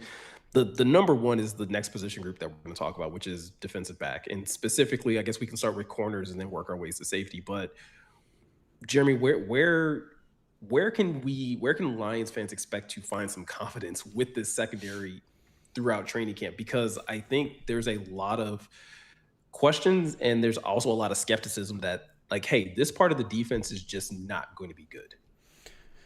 Yeah, I mean, DJ Reed has to be your number one source. Like, he has to be number one cornerback level this season, and that's already a big ask for a guy who hasn't really been a number one corner anywhere except for like 4 games last year. He was behind Sauce in New York, and listen, he's a good player. I think he's capable of being a number one, but he's never done it. He's never done it for a full season and played like a number one corner. That's what's on his plate, coming off from a serious hamstring injury. He says he has explosiveness back. We got to see it. Got a heck of a receiving group he's going to go against in training camp for a month here. But he is one of the most important players on this Lions defense this year. I truly believe that. And, because I don't know where your answers are going to come from elsewhere. Like, I think you'd love to have someone that you can essentially say that side of the field is good. Let's go give CB2, whoever that is, a little extra help on most plays. I think in the entire secondary, every player has a question. Yes, that you're concerned about. Every other position group on the roster, there's at least one player that you're like, they're locked in. They're going to be completely steady. They're going to give you a top performance. But every player in the secondary is either in a replacement type role where they're being asked to step up or elevate their game, or they're coming off injury, right? Like every one of them. And so they all have questions. At the same time, I think Reed had some CB1 roles with the Jets. Like, he talked about the fact that they didn't just ISO Sauce. Like, if they rolled a wide receiver 1 to his side, it was his job. It was still his responsibility. Sure. And so, like, I don't think it's too far out of his range to be able to step into that role, but there isn't anybody really pushing him for it. I think he's the guy that they need to be our CB1. No, like right off there's no competition for him. He's the guy. And then I actually think Rock, the drop off from where Terrion was actually playing to where Rock was playing, isn't that big of a jump. I don't think it's that big of a difference, because the thing that was most appealing about Terrion was his potential. Like, we had flashed what we had seen in training camp, but he never really put it on the field as much as we thought he could. And Rock was pretty steady. And so, but again, you're saying, can he be steady in a full-time role, not as like, a last month of the year fill-in starter? So I like Rock, but again, you have questions. And McCreary is a new nickel. How much are you going to use him? Like, and so you're unsure about him. At the same time, I feel pretty confident that I know who the 6 corners that I think are going to make the roster are. And that's without even adding a veteran competition guy. That's without even, like, I feel very confident with who I think is CB1 through CB6. And so can that get disrupted? Can those guys live up to expectations? That's really the question, because I think what they have is certainly serviceable. It's not going to be their best, it's not going to be the best position group on the roster, but I don't think it's going to be bad either. There's a lot of potential there, but also a lot of questions. Yeah. One of the questions that I think I even asked Morgan last week was in regards to the cornerback position is, do you think the likes of Ennis Rakestraw can make it a battle for CB2 at any point in training camp? Not obviously, like I think we all expect Rock to come in and be the de facto like CB2 to like start camp. But I think I even want to extend that question even further to someone like Keith Abney. Can Keith Abney make it a conversation, not necessarily to beat Roger McCreary out of a nickel spot, but to the point of kind of doing what Brian Branch did in a rookie season, where you got to a point where it's just like, hey, we got to find ways of getting BB on the field. So like those are two guys for me, Jeremy, that like as training camp is going to be rolling out, like can either of those guys put this coaching staff in a position where like, hey, we at least got to find snaps for these guys outside of just special teams? I feel pretty confident that Ennis Rakestraw is going to get first team reps. I mean, he did in the spring, right? Wasn't a ton, but he did a little bit. And so I think CB2 is a legitimate competition. I think Rockison and Ennis are going to split a considerable amount of time. But to me, the question becomes, are you comfortable enough in that depth in that room on the outside in particular, or does it warrant moving someone else? Does it warrant this is an idea Eric's like, I don't like it as much, but maybe Keith Abney to outside. Like that is obviously what he played in college. He's a feisty guy. He draws a lot of Amik Robertson comparisons for good reason. Maybe he's your next Amik Robertson and your CB3 or your CB4 on the outside and your nickel 1 or your nickel 2. I'm not sure I'm ready to put him ahead of Roger McCreary. I like Roger McCreary a lot, but I'm also, like you said, Miko, I'm not discounting that either. This is a meritocracy in Detroit. And if Keith Abney comes out there and lights the world on fire, he'll win it over McCreary. And then you have a question about McCreary. Do you put him on the outside? He played great on the outside during the Rams playoff run. He's capable of it. He's a decent player. But it's just a matter of where do these pieces fall into place? How confident are the Lions in their depth on the outside? If they pull someone from the nickel position, does that then have some sort of like domino effect? Do you then bring Avante down into the nickel? Do you bring Izzy into the nickel? Like there's a bunch of so many versatile pieces if you extend it to the safety room that you can move things around. And that's going to be one of the first things I look for when I arrive in training camp is there anyone now that is in a different position now that Terrion Arnold's out of the picture? Because I think they have options. The question is whether they're confident enough in the other guys in their depth at outside corner, at nickel, at safety to keep things as they were. I think Abney is the wild card, right? Because I get the Amik comparisons. It's also worth noting his defensive coordinator was putting out the fact that he thought his game mostly more closely resembled DJ Reed than anybody else. And that was before he was drafted by the Lions, right? I think it was Brugler that pointed out that his DC was saying, this is DJ Reed type of guy.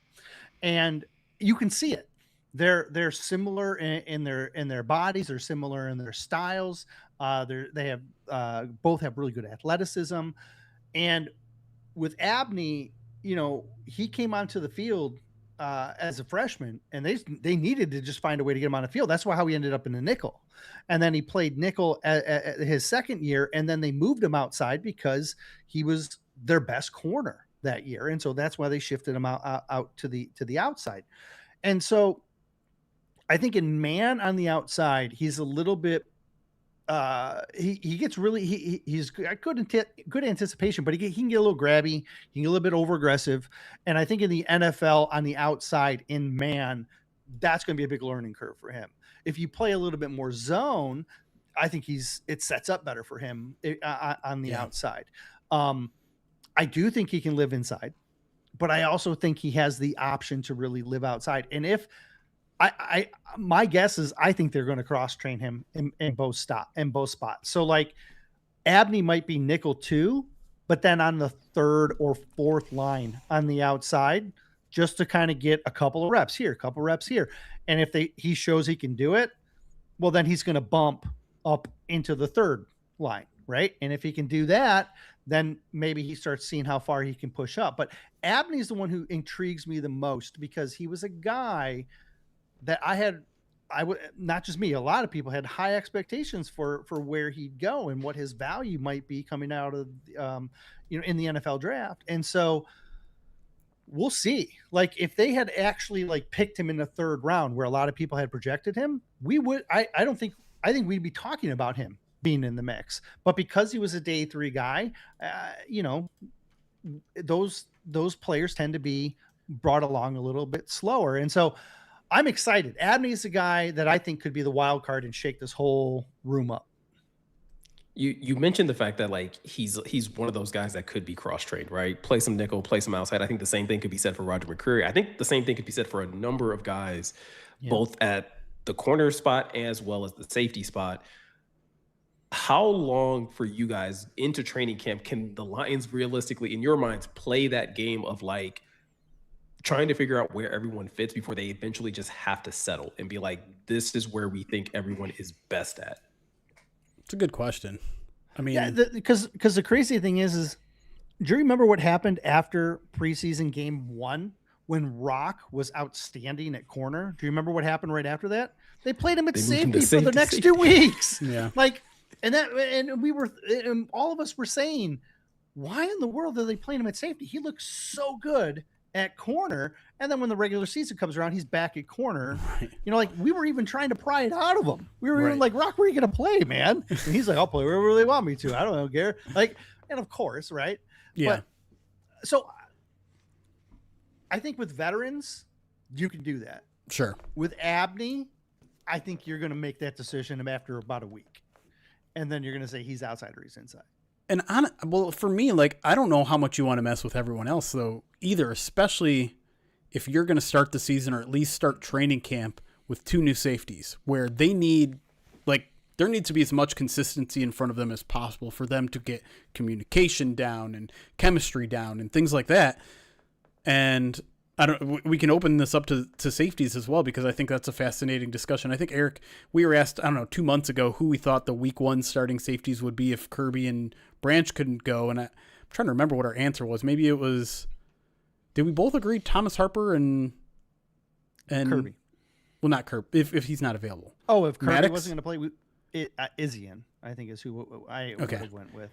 I don't have the faintest of clue right now, because in the spring, they put Izzy in and they put Chuck Clark there. But then we heard from the coaching staff, they're like, oh, that was because they don't know. We wanted to get them reps. We wanted to make sure they were learning the defense. They were getting communication with everyone else. Don't read too much into that yet. I agree with that. But so now what is day 1 of training camp going to look like? Who are the 2 guys that are going to be out there with the first team, the very first walkthrough reps of practice? I think it's going to be Harper and Maddox. You think it's going to be Harper and Maddox? Mm-hmm. Right. I think is that what we agreed upon before? I think the question was who's going to be the starters, and I picked Kerby and Harper, and I think you also went along the same routes. But when I went back again prepping my series, I went back and I started looking hard at what did these guys do last year, and it was when Kerby went down after the Chiefs game in week 5 or whatever. It was Harper that they turned to. And they didn't turn to Maddox until Branch went down in December, like a month and a half later. True. And so for me, thinking back on how they used Harper, how they talked about him, I think he's going to be way higher on the depth chart than what I think they've shown us what they showed us in the spring and really what they've been talking about. I actually today think if Kerby starts, Harper can start next to him. And if Kerby can't, it'll be Harper in Kirby's spot. And then the best other guy. And my guess is it'll be maybe Maddox early because he's experienced. But I'm not ruling Izzy out. Yeah, for me, Izzian has been honestly since they signed him has been the most interesting signing for me in terms of where he could potentially play and what type of impact he could have on the Lions' decision on what safety duo they roll out. Because I agree with you both in the fact that like we've talked so much about Chuck Clark. We talked about how great it was that they were able to bring back Avante Maddox. It does feel like Thomas Harper kind of just got like lost in the shuffle. And I think there's probably some Lions fans that are like, oh, Thomas Harper is still on the roster. Right. But I mean, that was an extremely savvy pickup at the time, and I mean, I think they still. You did not mute yourself, Eric. I tried it. I tried. I thought it worked. I'm like, I can't. There you go. But anyways, yeah, like Thomas Harper was a guy who had a really promising rookie season with the Raiders, and I think the Lions really benefited from a schematic change in Oakland, wherever they are, Vegas. That he wasn't a fit with the new regime, and the Lions pounced on that. They probably played him a lot earlier than they wanted to, but that's more experience for him in this defense, and now he comes into 2026 very much in the competition for a starting role. But they like that safety group. They like a lot of those guys, and honestly, I think everyone should like them. I think the floor is still pretty high for this unit, but the ceiling, obviously, without Kerby and Branch, is much lower. You don't have these all-pro level talents, and I'm not sure anyone else on the team is capable of that. But like having someone solid like Chuck Clark, who again, not going to make a lot of mental errors, having same kind of thing in Avante Maddox, a couple of young options in Izzian and Thomas, like you like the room, you like the depth there, you like the promise of the young players, the steadiness of the veteran players, and then I think the interesting question once you get further down the depth chart is, okay, are you going to keep all of this really good depth, or are you going to give one of those special teamer guys an option to a spot on the 53-man roster? Because at some point it feels like it's going to get redundant. Do you like one, if Kirby's ready to play, then I feel like it's going to be a little less likely that those four guys that we were just talking about all make the roster. And maybe that gives someone like Dan Jackson a better opportunity to make the roster, which it sounds kind of like, it sounds like it doesn't make sense where, oh, another safety is available, so that makes Dan Jackson's chances better to make the roster. But I think it really does. Yeah, because it's style, right? It's now I'm muted or not? No, you're not. I'm sorry. You're just delayed a bunch. I apologize on my You're fine. Unfamiliarity with the new system. So it really just depends on what you're looking for, right? Because the four guys that you mentioned, right? Like they're all experienced, right? They all have had multiple starts over multiple seasons. So it's not like they're just like, oh, this was a one-hit, wonder type of guy. And so there is that redundancy that I think can become a potential problem, a potential, like, if you don't need that extra guy because of Kerby, who's vulnerable? And look, I can't shake the Shepherd quote on Chuck Clark, right? At his age, can he still do it? Look, he's got 80 NFL starts under his belt. 80. Wow. That's a ton. But last year he only started 5 for the Steelers, right? Like Izzian didn't start at all last year, but he started the whole season the year prior. And so I think Izzian's the most intriguing, and I think he's the guy who could shake things up. And I think Clark might be the guy who's maybe the most vulnerable. Can I to read a guy that? like Dan Jackson? Can I read that? Oh yeah, quote? please. Because I think the part that I cut it off. I think actually going a little bit beyond that is also a little bit interesting. But this is Shepherd on Chuck Clark. He says, quote, "When it comes to athletic ability, can he still do certain things? This is still yet to be seen in training camp that will allow us 4 to 5 week period to see what he's capable of doing." But he continues, but from everything I've seen so far, this is a player that I saw on tape previous to his career. But more importantly, the leadership has been outstanding from that player. Right. And so, look, if he's going to step up, then who falls? Right. Is it Maddox because he's also like he's 30 or 30, he's also going to be maybe I think he might be getting close to 31, and he's got a year in the system, and he's certainly got a good rapport with the players. But if you can't do it on the field, then or if someone's doing it better, then it could be a problem for Maddox, because last year Maddox only gave them 80 something snaps on special teams, and half of those were on like field goal, like extra point attempts or field goal attempts. Like he's not the gunner. He's not a guy running down and making tackles. That's not him. But that could be Dan Jackson. That could be Lawrence Strickland. And if Chuck Clark can do that, then Maddox becomes a little bit more vulnerable.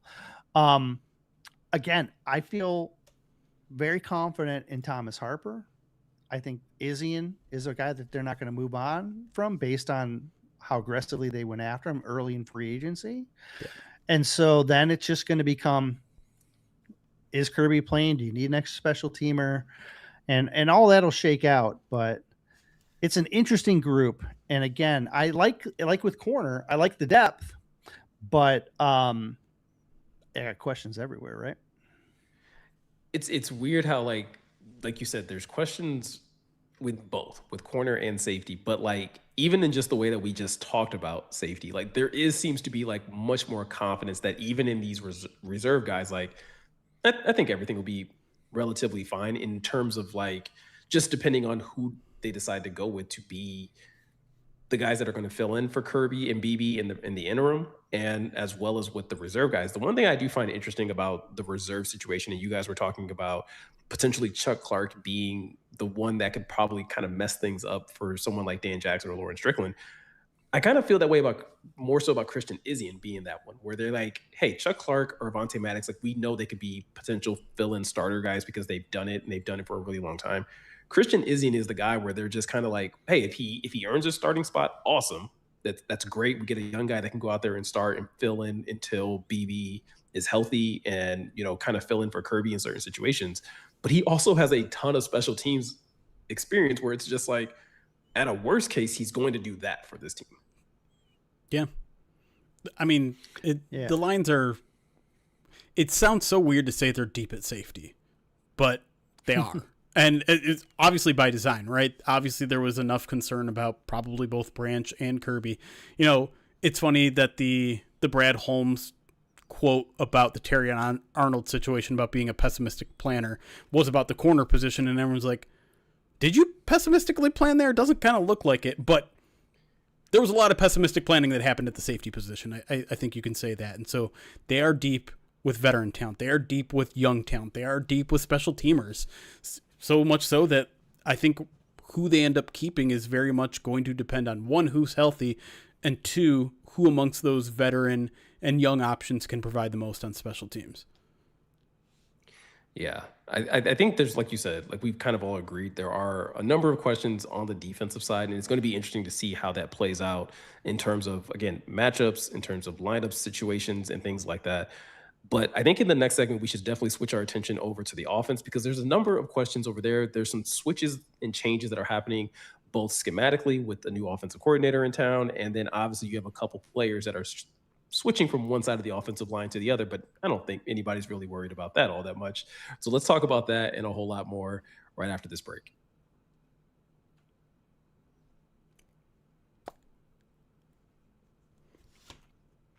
All right. Hey, one thing I wanted to fit in, and I couldn't find a way to circle back and get into it, was the Lions are going to have days where they play just their base defense. And when they have those days where they're playing like their three linebackers, those days Abney and McCreary are going to play on the outside. You know what I mean? So they're going to get a little bit of cross training on those days, right? Where you're just going to have like, here's our front seven, and then everyone else plays. And so you're going to end up with like essentially four lines or four of outside corners, four strings of outside corners. So I don't think Abney's ever, even if they say, okay, we're going to really push him at nickel, I still think he's going to get some experience playing outside. And then with McCreary, I mean, there's so many things that could go a different way. Like if we want to play McCreary on the outside because he's playing well. Well, then if Izzian's not a starting safety, then does Izzian then slide down to the slot and try and compete there? Like there's so many variations on what they can do because they have so many guys that are position flexible. They got like 4 guys that can play multiple positions, maybe more in that secondary. Yeah, no doubt. Yeah, coming up, like doing roster predictions. Wait, do we do that as a staff, or is that something that just you do, Jeremy, or you and Eric just do? Listen, we'll publish as many 53-man roster predictions as anyone on staff wants to. No, I just wasn't sure if it was like the same way we did roster rankings, where like everyone kind of like. Well, there's Bubble Watch. Yeah, it's kind of a bubble. Like I'll do a 53-man projection after each preseason game. Yeah, probably. That's generally where it's going to get tricky. Is Jeremy and I have done those together in the past, and it gets harder with working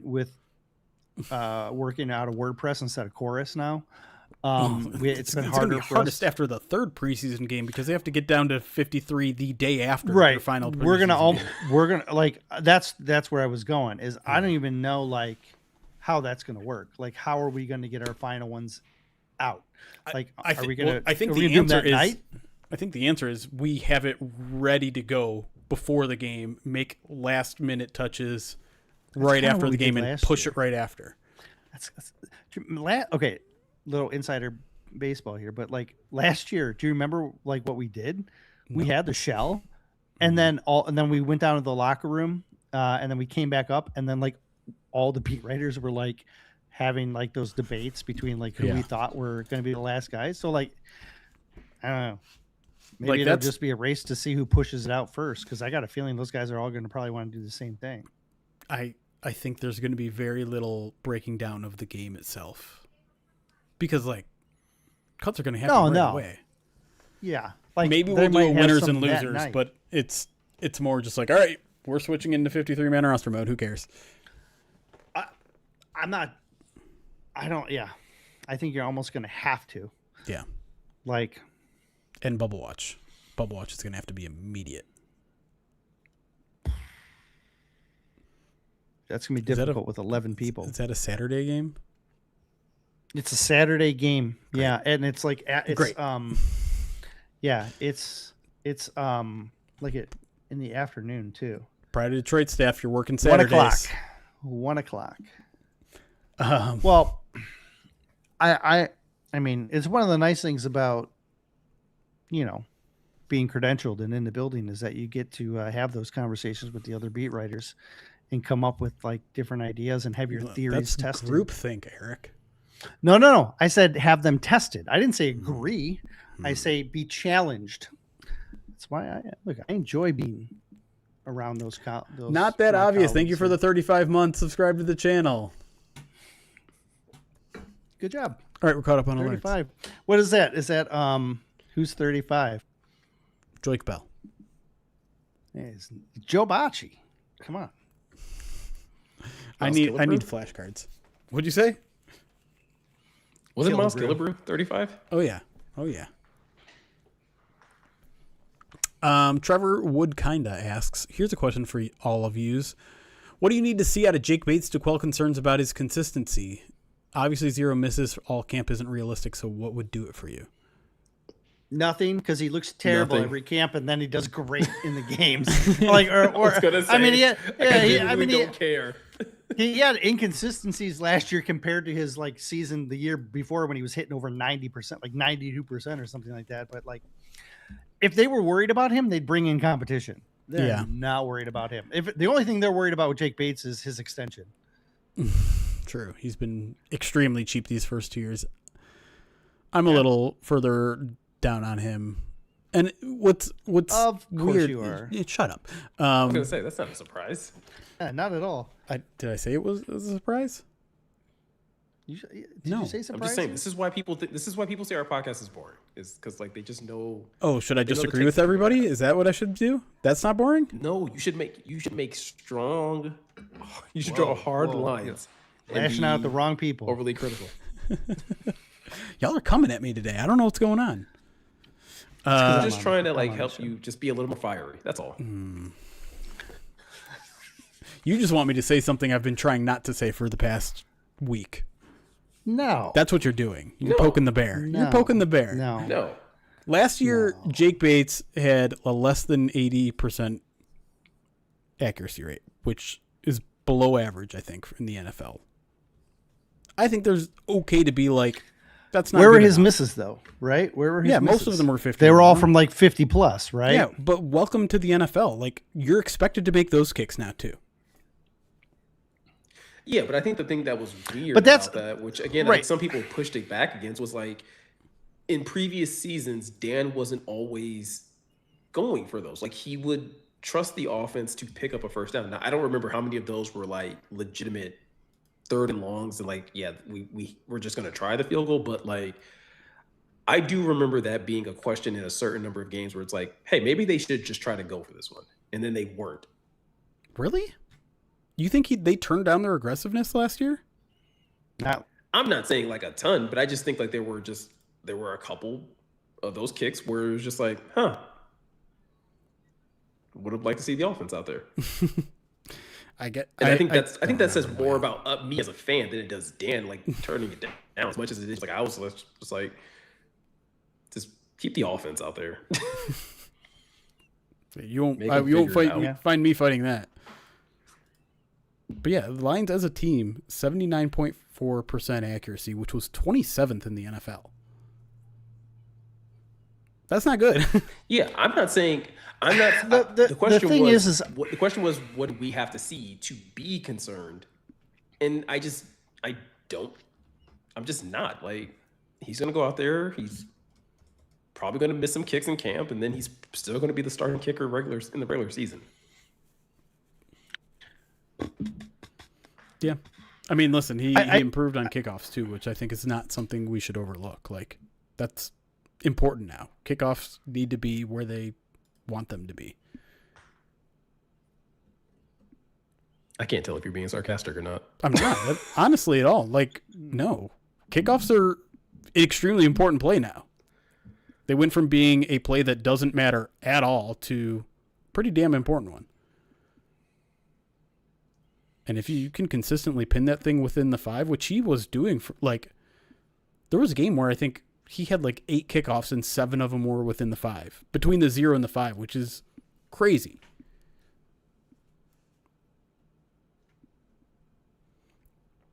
What are you doing there, Eric? Are you logging all of his kickoffs? All of his field goal No, misses? I'm looking. Oh, I'm just looking at the fact. I was trying to get a percentage on. And what? He's 92. He's 92% accurate when he kicks under 50 yards.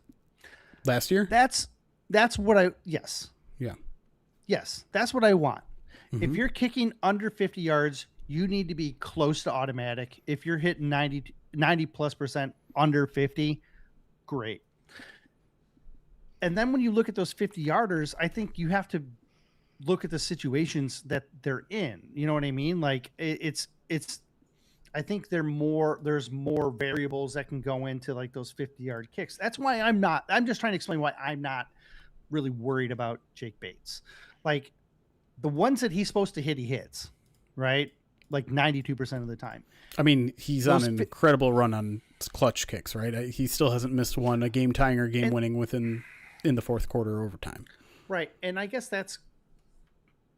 you're adding fuel to my case here, right? Like I'm not no, but I'm saying firmly on the other side, to be clear. No, it sounded like you weren't. That's why I'm trying to like just add some like reasons why maybe the Lions aren't worried about Jake Bates. Why they haven't brought in competition. Yeah. It's for these reasons. Like the 5 kicks he missed beyond 50, like what were those circumstances? And was the game on the line? Maybe they should just only put him out there when the game's on the line. Right? I feel like we've also seen pre Jake Bates that like it's also easier to get worse at kicker than it is to get better. That's totally fair. Although I think we're in like a crazy era of field goal kicking right now, where like for whatever reason the UFL is this haven of amazing field goal kickers, and like I'm like looking at the teams kicking an accuracy from 50 plus yards. 7 of 8, 7 of 9, 11 of 13, 3 of 4, 5 of 6, 9 of 13, 6 of 7, 1 of 2, 5 of 8, 5 of 6, 8 of 10, 6 of 4, 5 of 8, 11 of 17, 9 of 12. Like these dudes are making 75+% of their kicks from 50 yards or more now. Like that is the norm. It's crazy. Yeah, there's a part of me that wonders if the mentality within the UFL is different than the mentality within the NFL, which I know sounds crazy, right? Like obviously players are both playing to win games. They're both getting paid and things of that nature. But like, what portion of those kickers are also like in their minds also being like, hey, this is my audition to the NFL. The best audition I can possibly put out for an NFL team to be their kicker is to just be consistent and clutch. And then the team is going to invite me in to compete with whatever kicker they already have on the roster. I mean, Jake Bates is a perfect example that sometimes it's not even a mentality, it's just an opportunity, right? Like in college, he didn't kick field goals because he was just the kickoff specialist because he was behind what's his name. Mm-hmm. The UFL gave him an opportunity to go out there and work on his craft in a professional level. Granted, for only 10 games a year, but this is, I mean, but I think that's the other part of it. Yeah. Right? Is like the ability to work on your craft. Sorry to cut you off too. Sorry. But no, you're right. The ability to work on your craft in a game-like atmosphere, because a lot of these kickers can go out there, find a football field, and kick bombs from 50 plus, like with no one around. Right. Not a lot of them get to do it with a crowd, with someone trying to block it, Crowd with some level of pressure. Right. You know, but like UFL crowds. That's yeah, but that's again, that's still more than what you're going to get from an average, even a tryout. Right. Well, that's where the additional pressure comes from. Is if you're in the UFL, you have eyes on you. You have eyes on you from the league, not necessarily eyes on you from fans or not necessarily TV viewers, but like there is now a kind of third or fourth wave of free agency that we see happen, where these UFL guys get signed. The Lions signed what, four of them, 4 wide receivers this offseason? Well, it was 5, but they cut one. There you go. So yeah, I don't know. It's fascinating. I don't know why kicker has been the haven more so than other positions, but very interesting to me.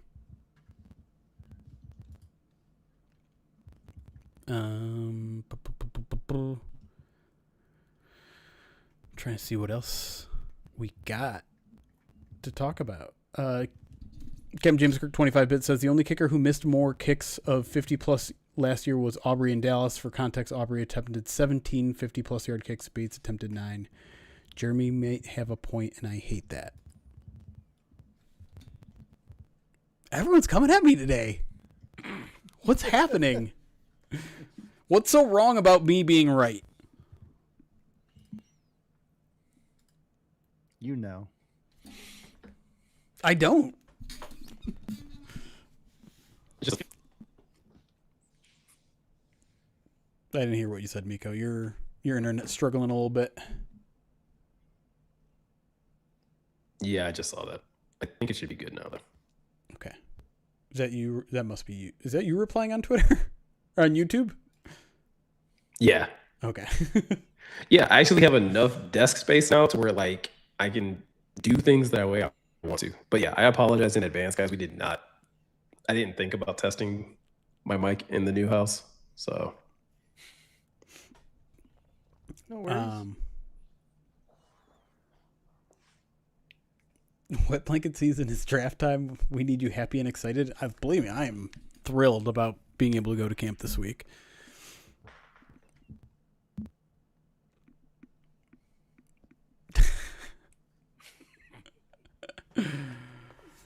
We don't want you to be wrong, Jeremy. We just want to have a very good kicker. I think we do. I think Eric's point is probably the most salient, which is the Lions have shown zero cause for concern.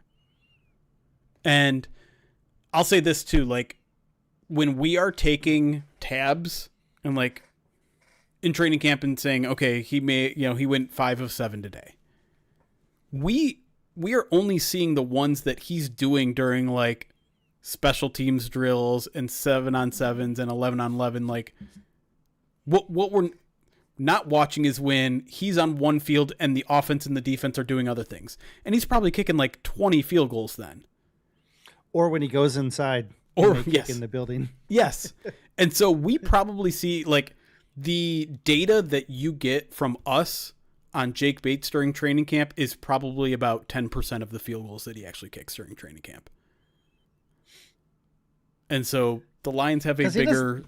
He didn't do anything else. Sample size matters. Not always. To be honest, it's, he just hits the clutch ones, I guess. It's hard to complain when he does, right? If he goes 60% most games, but makes the game winner every game at the end of every game. God, I hope not. That would I don't think I could take that. Fair. Every game. Let's go to Jake now. I mean, it would get to a point, like if he keeps winning games, you get to a point where you'd just be like, oh, it's automatic. But do you think you'd ever would you think your nerves would ever be calm? No. Even if he won like 10 games in a row. Nope. And he lines up for the 11th game. As someone who knows me, you know that is a stupid question, right? Me not nervous at the end of a game? I wonder if at what point I would just become like, all right. That's you anyway. You are cool as a couple. Maybe you're putting on a facade in front of me to counteract me. No, I think I would be nervous. Game winners are nervous. They can be nerve-wracking, but no, I guess in the moment. If it was every week, I think at some point in time for a kicker, it would just become annoying. Like I think you would just like nerves wouldn't even factor in. It's like, oh great, can we just win a game? Can we just not have to about the kicker? Yeah. I still think... I don't know. Maybe you should ask a Cowboys fan. I feel like that's the situation that they're in quite a bit. I still think it's like... It's so weird that the game of football often comes down to a player who plays 5 snaps a game. Like, that is just weird. I just wish more kickers leaned into it. Like, I wish kickers were just, like, on the sideline, like, smoking a cigarette, eating a hot... Like, just doing anything other than being locked in and just be like, oh, I got to go do my thing. That's Janikowski, man. That's how Janikowski was. There's a reason they picked him in the first round because he had that moxie. 60-yarder, no problem. I got it. I would just love for like a team to just like pan over to the kicker, like game's on the line, and it's like somebody's trying to like tap him to be like, hey, like can you stop getting your massage right now? We need you to go out there and kick this game-winning field goal. Stop waxing your mustache in a mirror. Go kick some things into a net. Can you please stop streaming on Twitch right now? We need you to actually win this game. True. 10 snaps if you do count the kickoffs, I suppose. I don't think we got anything else. Hold on. I just saw this on YouTube. So Corin Gillian's 94-34. Did you just say, I'm guessing you're behind in the stream, but did you just say we were deep at safety? Are you high? Do either of you want to explain why we think that they're deep at safety? No, I think I pretty much explained it already.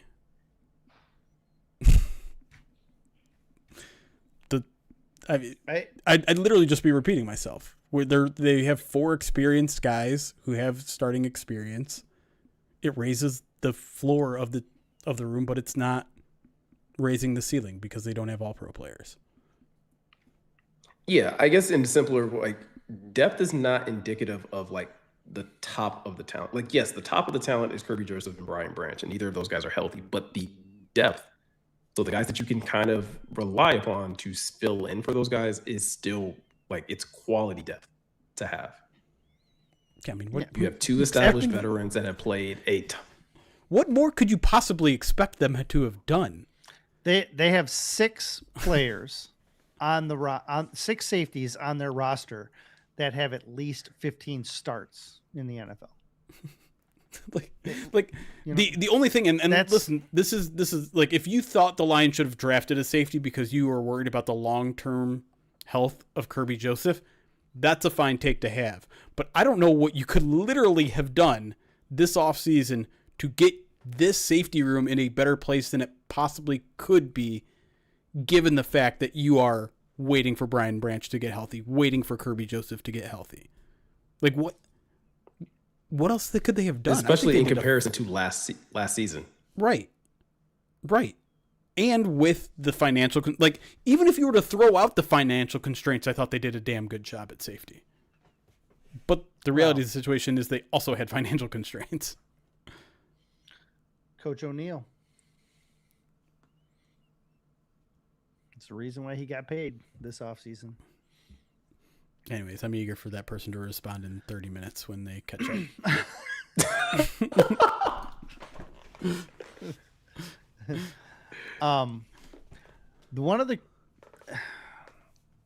I try not to read or invest too much, I guess. I don't know, invest is the wrong word. I try not to take to heart the comments that are in my preview articles, but I still try to read them to get an idea of like what people are thinking about them or whatever. And the one that I got the most, I think, frustrated with was my title for defensive tackle was upgraded starters, questionable depth, right? For the interior guys. And a lot of the comments were, how is this question, or how is this an upgraded starters? Because you're hoping Aleem gets healthier, you're hoping Williams. How's that an upgrade?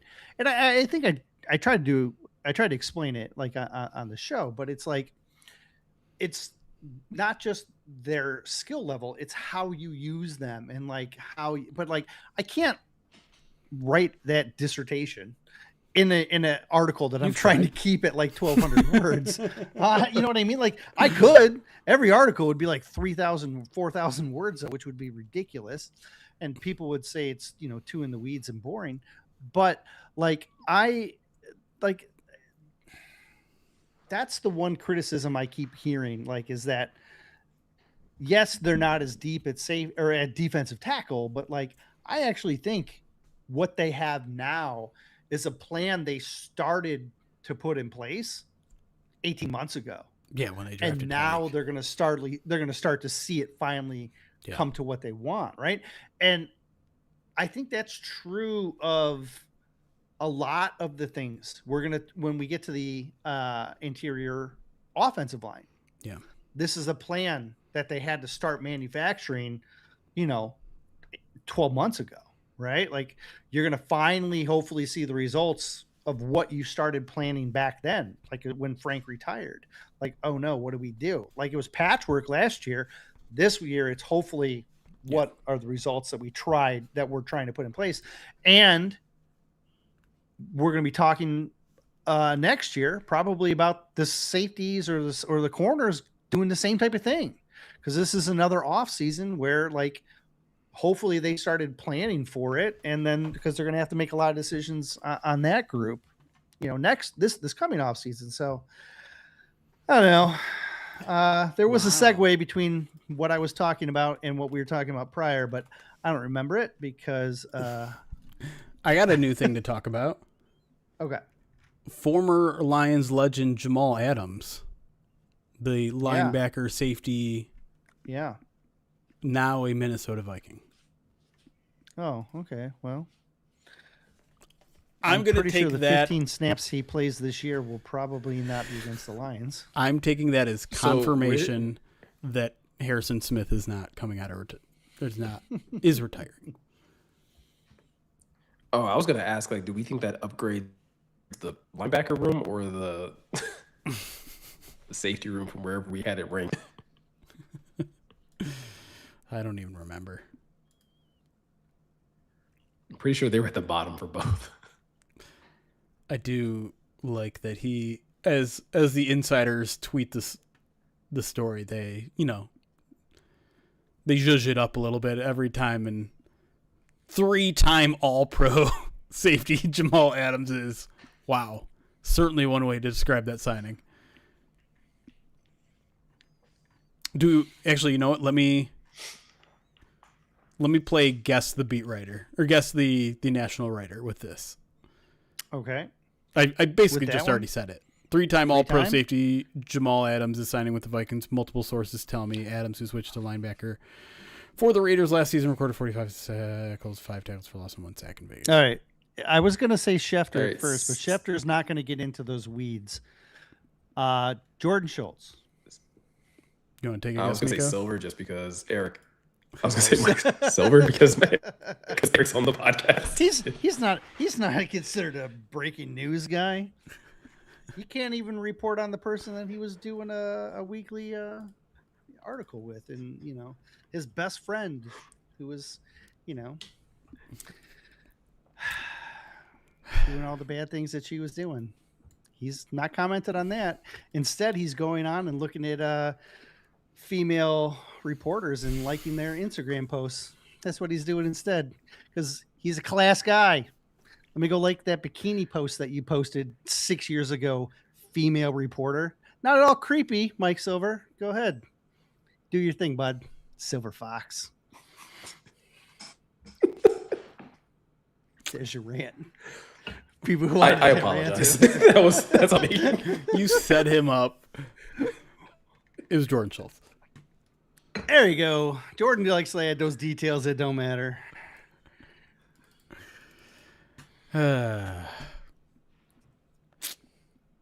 Next time we're getting Morgan. Great.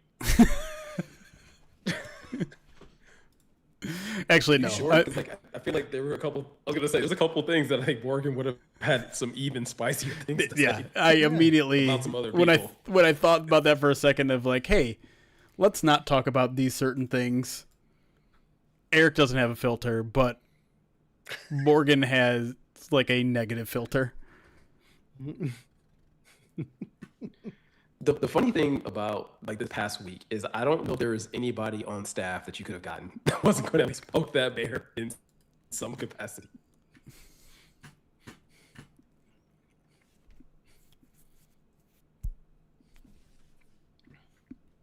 I'm ready to get started with this segment 3. I think we've done very well as a staff. I was very proud of our staff this week. I think it's been very professional, Yeah. above board. Mm-hmm. Look, Morgan went out on, got a nice interview with Panay. Like, it's not something that's offered to everybody out there. He went and did the job a lot of people weren't doing. Got a nice Didn't have to interview beg out of for it. either. Mm-mm. No. Went in there like a man. Took that picture all hard. Yeah, of course Right, he with did. Panay. Of course he did. Yeah. I'm like, yeah, that's Morgan about right. is gonna That's cheese for a about picture right. with Panay? Absolutely not. Nah, he was like, Panay, let's just look hard. Let's just And come on, buddy. And Panay, I think we can all agree that he got the memo. He knew the job. He delivered. Panay did. He had that mean mug. That was Morgan good. is the I only was- person I on was scared. staff that could possibly not look small next to Panay, because he didn't. Brandon's actually kind of big too. Like, I think he's tall. Isn't he like? Isn't Brandon like 6'5" or something like that? Is he really? Yeah. Yeah. Brandon's tall. We need to hire more short kings. We're all right.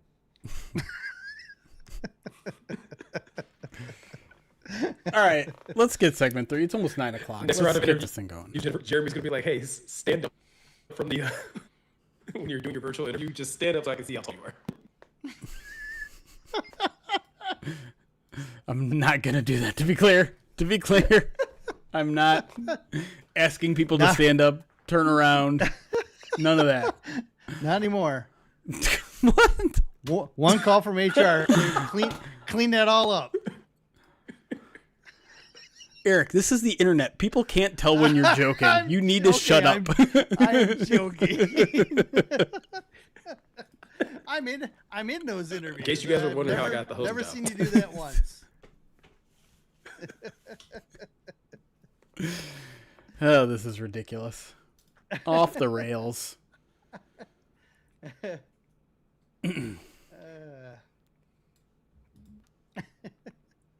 All right, ready for offense? Sorry, apologies, Laser. Yeah, we should probably do this before my internet completely craps out on me. Yeah.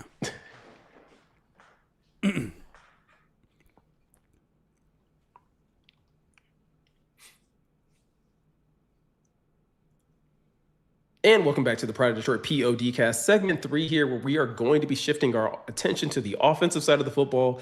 There's a lot to cover in this one segment, but Jeremy, let's start with a position that I don't think there's a lot of questions about, at least with QB1 and QB2.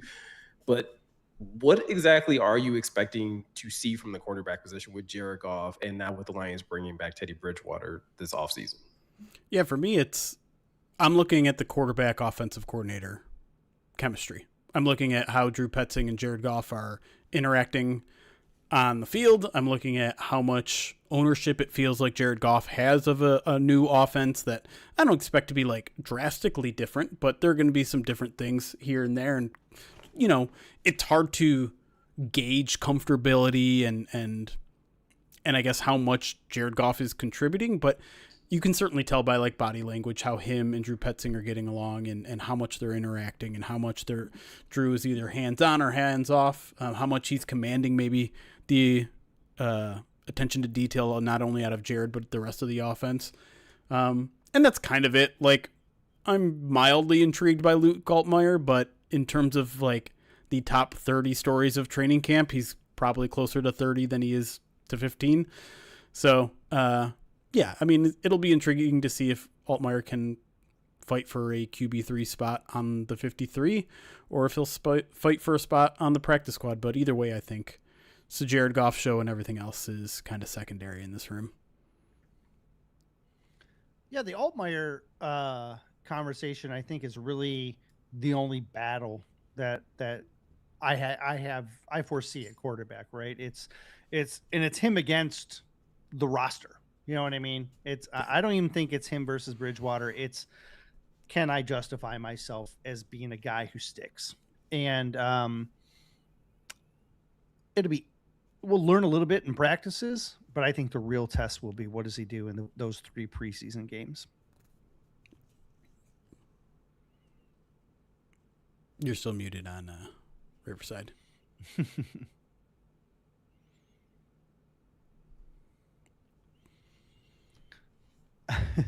Nope, still muted.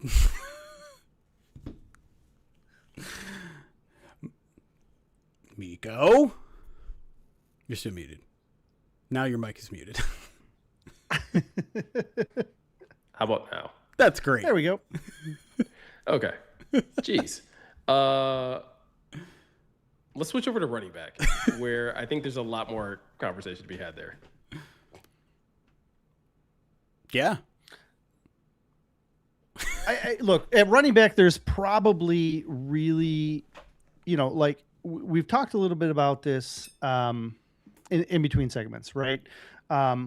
Gibbs is your top guy, right? We all think Pacheco is kind of headed in as RB2. The Vaki hate I don't get this offseason.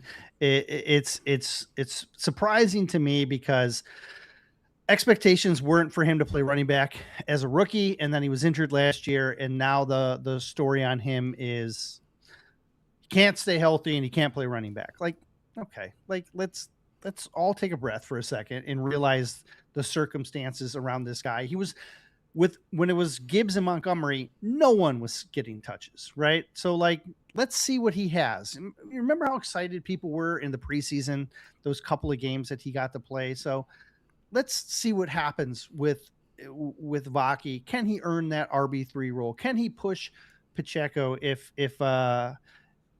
Pacheco isn't, taking those next steps in Petzing's offense? Can Sailors justify an RB4 spot? And, will Jabari Small or Kai Robichai, come break out and be a bit of a surprise in a way like Sailors was last year, right? Yeah. I think most people kind of see the top 4 guys as being the 4 that come in again, because those were the 4 that were, save Montgomery for Pacheco, but those were those 4 roles were there last year. And so will they keep that 4th running back? That's a question for me. Who will cut into whose workload? That's a question for me. But, Gibbs is going to be the superstar, and everybody else is just going to be they're going to be filler because they're going to need to supplement stuff. But my expectations for the depth are going to be just do your job and don't turn the ball over, right? And let everybody and just give Gibbs the rest that he needs to do what he needs to do. Jeremy, this is less football related, but still, I think, prevalent to the football team. But Jahmyr Gibbs is going to be going into training camp without an extension. Do you expect or anticipate that having any type of impact on this offseason at all? Well, listen, I'm not going to ignore that there's one person reporting in the city that he could be facing a lock-in or a lockout or whatever. It's possible. I'm not personally expecting it. It doesn't really vibe with how this team operates, but it's certainly possible that the Jahmyr Gibbs isn't ready to play on Wednesday. It's something that you'll have to at least keep an eye on. But the way this team is operated, the way this team rewards its own players, it would be an aberration for there to be contract drama, right? Hasn't really happened before with a drafted player. I'm not saying contract drama has never happened. Obviously it has with Decker and Anzalone and things like that. But this is a separate situation. This is a draft pick where your general manager has already gone public saying, I want these guys locked up long term. I think it's going to happen. I assume, and this is an assumption on my part, that has been communicated to all parties and that no one has to worry. And who knows, maybe we get it this week. You never really know. My eyes are on Pacheco, though. He is going to have a significant role, whether Gibbs is getting a bell cow's worth of reps or not. They need guys who can run the football, and I think we all agree it's probably going to be a significant step back from David Montgomery. But how significant? Is it going to be like David Montgomery to Jamal Williams? Is it going to be like David Montgomery to, I don't know, Craig Reynolds? I don't know. I think Pacheco has a lot to prove. He's a guy that I think probably thrives best when he has a chip on his shoulder, and he certainly has one. But I'm curious to see how that looks in training camp, in preseason. And to be honest, running back is kind of one of the harder positions to evaluate during training camp because there's not live tackling most of the time. And so how can you tell if this guy would have broken a tackle or would have gotten a first down or anything like that? But I want to see some of the explosiveness he had earlier in his career prior to the injuries. I want to see him stay healthy. I want to see him pass protect. I want to see him, do a little bit of everything. Because I think he is going to be an important player to this roster. Because who knows, running back it happens to be one of the more injured positions. And as much as we all don't want to think about a Jahmyr Gibbs injury, it's possible. And so what's the plan then? Because this is a team that will not move away from the running game if Jahmyr Gibbs goes down. It's part of who they are. And so they need to have some reassurance that they have depth there. They have playable guys there. And I'm optimistic, honestly, because one, I think the offensive line is going to be much better. And as we've seen with guys like Jamal Williams, if you have a really good system, you have a really good offensive line, you can make good running backs look great. And I think Pacheco is in a much better situation than he was in Kansas City, but he also has a lot to prove. He also has the injuries to overcome. And so he's a guy that I think should be getting a little bit more attention than maybe he is. I want to just chime in real fast on the Gibbs holdout thing. If he was in a contract year, I think I would be more apt to think he might do that. But you got to remember, he got his 5th-year option extended, so he's under contract for 2 more seasons, right? It's not like if they don't. He doesn't have a whole lot of leverage right now, I guess is what I'm saying, because they have him for 2 more years. So holding out now, it's possible. It's just not something that you commonly see with this much time left on a rookie contract.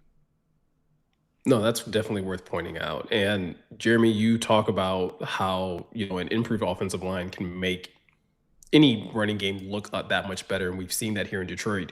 I think that's a good point to kind of help us segue into talking about the offensive line that does have a mixture of some slight changes in terms of Panay moving over to left tackle, but also bringing in Blake Miller, bringing in Larry Borum, that potentially being some form of competition. I guess we can start there. Like, how much of a competition do you expect it to be day one of training camp between Borum and Miller? Day 1, maybe some. Day 5, 0. Like it's gonna last a week. Maybe the first day they put on pads, it's like, all right, Blake, it's yours. As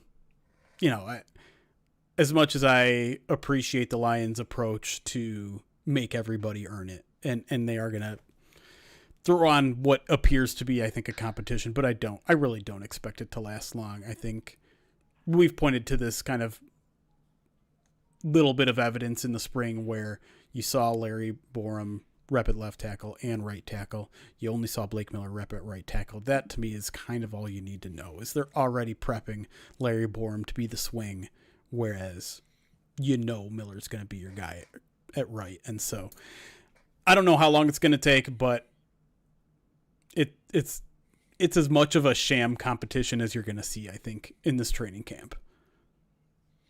Yeah, if it lasts 3 days, I'll be surprised. Honestly, Blake Miller was considered one of the most pro-ready players in this draft class, and so there's a reason why he should be able to step in on day 1. But they do want everyone to earn it, and they usually spend those first 3 days kind of testing things out a little bit. Remember the Tate Ratlich, let's try him at center, that was 3 days, that type of thing, right? So I think Miller's just too talented. Look, Borum is experienced. He's coming off a good year, good second half of his last season. But Miller's a guy who's going to be a probably average right tackle in the NFL as a rookie, with a ceiling to just get better. And he'll be steady. And I think a year from now, we're going to see a similar ascension in talent that we saw with Tate Ratlich last year. He's going to come in, he's going to be steady, and you're going to see growth. And by the end of the year, you're going to say he's a good player. You think day 1 he's 16th ranked right tackle? I think day 1 of the regular season, by the time he gets through training camp and gets into the first couple of weeks, I think he'll be, I don't think I'm not saying he's going to be 16, but he's going to be plus or minus, 3 out from there. I think that middle section, he's going to deserve to be in that, and he's going to be steady. He's a steady player. And so he's going to, like Tate last year, there's going to be games when he's going to have some struggles. Yeah. But then, like Tate last year, by the end of the season, second half of the season, you're not even going to think about him. You're going to be oh, steady. So we got about 5 days for Jeremy in terms of the competition, 3 days from Eric. How many seconds before you're at ease with Panay at left? Oh, already there. Yep. Already there. Yeah. Yep. This done is deal. To me, I understand it's national news because it's a star player, and moving to left tackle is not nothing, but I have zero concern. He's played it in the NFL level already. He played it for half a season in his rookie season, right? Yeah. Not to mention all of college. He's fine. He's fine. He's fine. The more interesting conversation to me, and it's one that we've already kind of started the debate on Bubble Watch, is, if we're staying with offensive tackle, is can Giovanni Manu justify a spot on the roster? And it's getting harder and harder for me to justify him having him in. I currently do, but the follow-up question to why do you have him in? I don't have a great answer. It's just like potential. I think maybe one more year of development, he can be our long-term OT3. But at this point, like, why not just have a patchwork OT3 that you sign every offseason rather than just like continuing to, I don't want to say waste, but use a roster spot on a developmental tackle? In the last 5 years, the Lions have started the regular season with 3 offensive tackles on their active roster. The only exception was in 24 when Manu held a developmental spot and didn't play the whole season. For me, I think he's on the outs right now. And I'm going to need to see some development and growth to put him back in. Yeah, I don't know if there's a really good vote of confidence when, again, it was earlier in the offseason programs, it's OTAs and things like that. But when you're already hearing like, hey, they're moving him to guard, and they're trying him out at guard, like, and you look at the guard situation and the depth that they have there, the competition that you have there, you're just like, well, that doesn't seem like it's going to work either. Right. Well, let me ask you this, Eric. What does Gio need to do to earn a roster spot? It's not beat Larry Borum, is it? No, it's prove he can play at guard, probably. I mean, like, show to me that, like, that I don't have to worry about Ben Barch, his injury history, like that type of thing. Like, if Ben Barch gets injured and Gio can play guard, then you can be OT9, and that'll be okay. But like, if Barch is healthy, Gio's OT10, and now you're doing the Altmaier thing. You're OL10 versus the field, right? You're not competing for the spot on the roster on the O line, like, because you're competing against all those other positions. And Gio doesn't play special teams, you know what I mean? And so that right off the bat is going to be a problem for him to overcome. But as long as Borum is healthy, as long as the starters are healthy, as long as Barch is healthy, Gio's going to have a hard time cracking the roster. Because, I mean, at this point, like, the only advantage of keeping him around, I mean, he's already, like, not that young. He's 25, which is not old by any means. But for a guy that, like, if you want this guy to be your future OT3, you're going to have him on a rookie contract for just one more year after this one. Then you're going to have to pay him. Mm-hmm. He's not going to have, like, any playing experience. Mm-hmm. And so, like, even if he looks relatively good, he's probably not going to beat out Larry Borum. So, like, what's even the rationale for keeping him long term? I'm talking myself out of a pick I've already made, because I just what is the best case scenario with Giovanni Manu right now? The thing is if he makes the roster, he'd have to have 2 injuries before he plays, and that's hard at any position to be like, yeah, you'll play if 2 other people. It's the Altmaier conversation. Altmaier, you'll play, but 2 guys ahead of you have to get injured in order. Like, that's so. And you're not going to cut Borum because he has guaranteed salary. His entire salary is guaranteed. And for him to play, he'd have to outplay Borum to where he's OT3 and they're not cutting Borum because his salary's like that type of thing. Like, he'd have to show hey, look, maybe I can play guard, but it would take significant steps. And through the first 2 years, I haven't seen much improvement. Yeah. And I want to, because I like the kid. I think it's a great kid. He's great frame, great athleticism. The potential's there, but completely unrealized at this point. With that said, who do you guys think has more questions to answer in training camp when looking at Cade Mays and Christian Mahogany? He's the only one in competition for a job. I guess that's true. Like, they have outright said Mahogany is going to have to keep his job. Yeah. And that's not even a question. with Mays. So for me, Mahogany has to be he's the guy who's got to answer the questions. He's got to fend off a veteran in Barch. He's got to fend off an upside youth in Miles Frazier. Now, I think he can do it, and I think he's going to be the starter on day 1 of training camp, and I think he's going to be the starter at the end of training, day 20 of training camp. But he has more people coming for his spot than Mays does. So he's got the bigger hill. I think that's fair. Obviously, I think both are relative locks to make the roster. I think if you're talking about who's more important to the 2026 Lions, I think it's Cade Mays.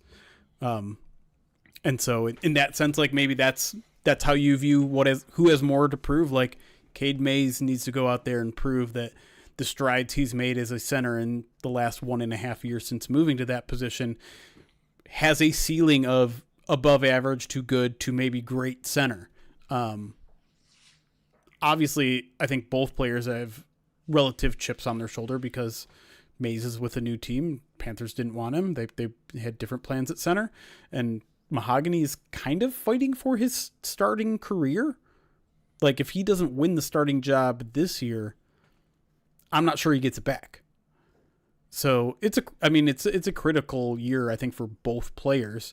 But Mays has obviously like an infinitely longer runway here where it doesn't have to look great right away. He can learn the offense. He can be a little better, be a little raw around the edges to start the year. And he's still probably the Lions starting center for the next 2 seasons. I was definitely hoping that you guys would pick different players because I agree that they both have a lot of questions to answer, but they're just different questions. Like to Jeremy, to your point, Cade Mays has a lot of questions to answer in terms of like, can he truly be the starting caliber center that the Lions have paid him to be? And Eric, to your point, Christian Mahogany has a lot of questions in terms of like, can you be the starting left guard? Like unchallenged, because my whole thing with Christian Mahogany is that like, yes, he won that job last season, but there was a lot of like competition that wasn't available to really compete with him throughout camp. So now you are going to have Ben Barch, you are going to have a Miles Frazier that I at least like the potential of, and we have to see if that potential can be realized into something that pushes Christian Mahogany to up his game, or if it's something that's going to overcome him. But to your point, I do think Christian Mahogany has the correct makeup and skill set to be the starter at the start of training camp as well as by week 1. Christian Mahogany's competition last year was starting at center. Like that's who was supposed to be his competition, right? And then everything got shifted and he kind of went unchallenged. And I'm not saying that was the catalyst in him not taking that next step. I think the broken leg was part of it. But the O-line was a mess before the broken leg. And then he, was still kind of figuring things out as the rest of the season went on. But I'm with you, Miko. I think stylistically, I believe he fits exactly what they're looking for. Yeah. For the sake of time, I do want to kind of just combine wide receivers and tight ends kind of together, right? Because I think for the most part, wide receivers, we know who the top 4 guys are going to be. And the same thing with tight end. We know who the top 2 guys are going to be. When you guys look at the depth at both of those positions, is there anybody you think that could surprise people, or anyone that should or anybody that you're watching that could maybe surprise people by the end of camp? I'm trying to not come in with expectations. To me, it's just like, I think the spotlight is on Dominic Lovett in the wide receiver room.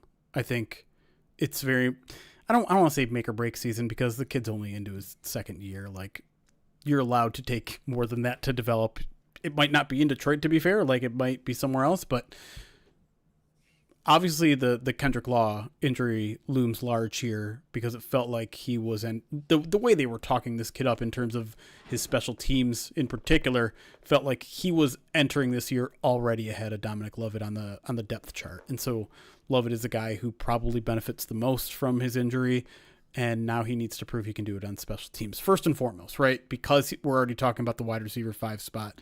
Forget about what he looks like on offense. Forget about the drops that he was doing. Like, go out there and win a job on special teams. Go out there and be irreplaceable as a gunner, or irreplaceable as a returner, or whatever role you're in, you have to go out there and win it.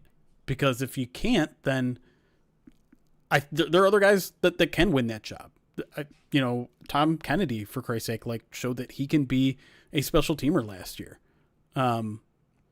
I like Cedric Wilson as kind of my last guy in, but his special teams is kind of limited. So I still think Dominic Lovett has the chance, has all the opportunity in front of him. The path has been cleared for him to go out there and win a job, but he has to still go out there and earn it. Or the Lions might just do something like they've done in years past, which is be like, well, only 4 guys earn the job. We'll go find a 5th somewhere else. The trick with Lovett is that, or the way I view him, I guess, is they gave him that year where they wanted to protect him and keep him on the roster and try and develop him, right? Yep. So now he's got to show that that was a justified decision. And if he can't, I don't think they're going to be as patient with him as they were with Manu, right? Right. Manu was a 4th rounder. Lovett's a 7th rounder. You know what I mean? And I know that shouldn't matter, but it does change perspectives, right? Sure. There was an investment in Manu that was worth keeping him around a couple of years. With Lovett, it's, hey, we got Jackson Meeks that could surprise. We've got Cedric Wilson that could surprise. And Tom Kennedy has been there forever, right? And so, we know he's another steady guy. And so I'm leaning Lovett now because of the investment in him, but his flaws have to go away. He has to show he can be consistent. And that's been the biggest hiccup, his inconsistencies with his hands. And I think that's why Wilson could jump him. I also think that's that Jackson Meeks could be the wild card in this whole thing. Sure. Because he's added weight, because they're cross-training him at tight end. If we want to start shifting over to the tight end portion, is could a guy like Jackson Meeks end up being a multi-position guy who ends up being the last guy on the roster at wide receiver, but maybe also give extra depth so you can expand your tight end room as well? Could he be wide receiver 6 and tight end 4, right? And is that spot justifiable on the roster? Is there enough room for that guy on the roster? In my 53-man roster projection, I did not keep a wide receiver 6 or a tight end 5, but that doesn't mean I don't think that that's a position that could maybe be fulfilled. And, with tight end, how quickly can Conklin get off PUP? If Tyler Conklin get off PUP, can he get that tight end 3 spot? While he's gone, will Miles Kitselman jump him?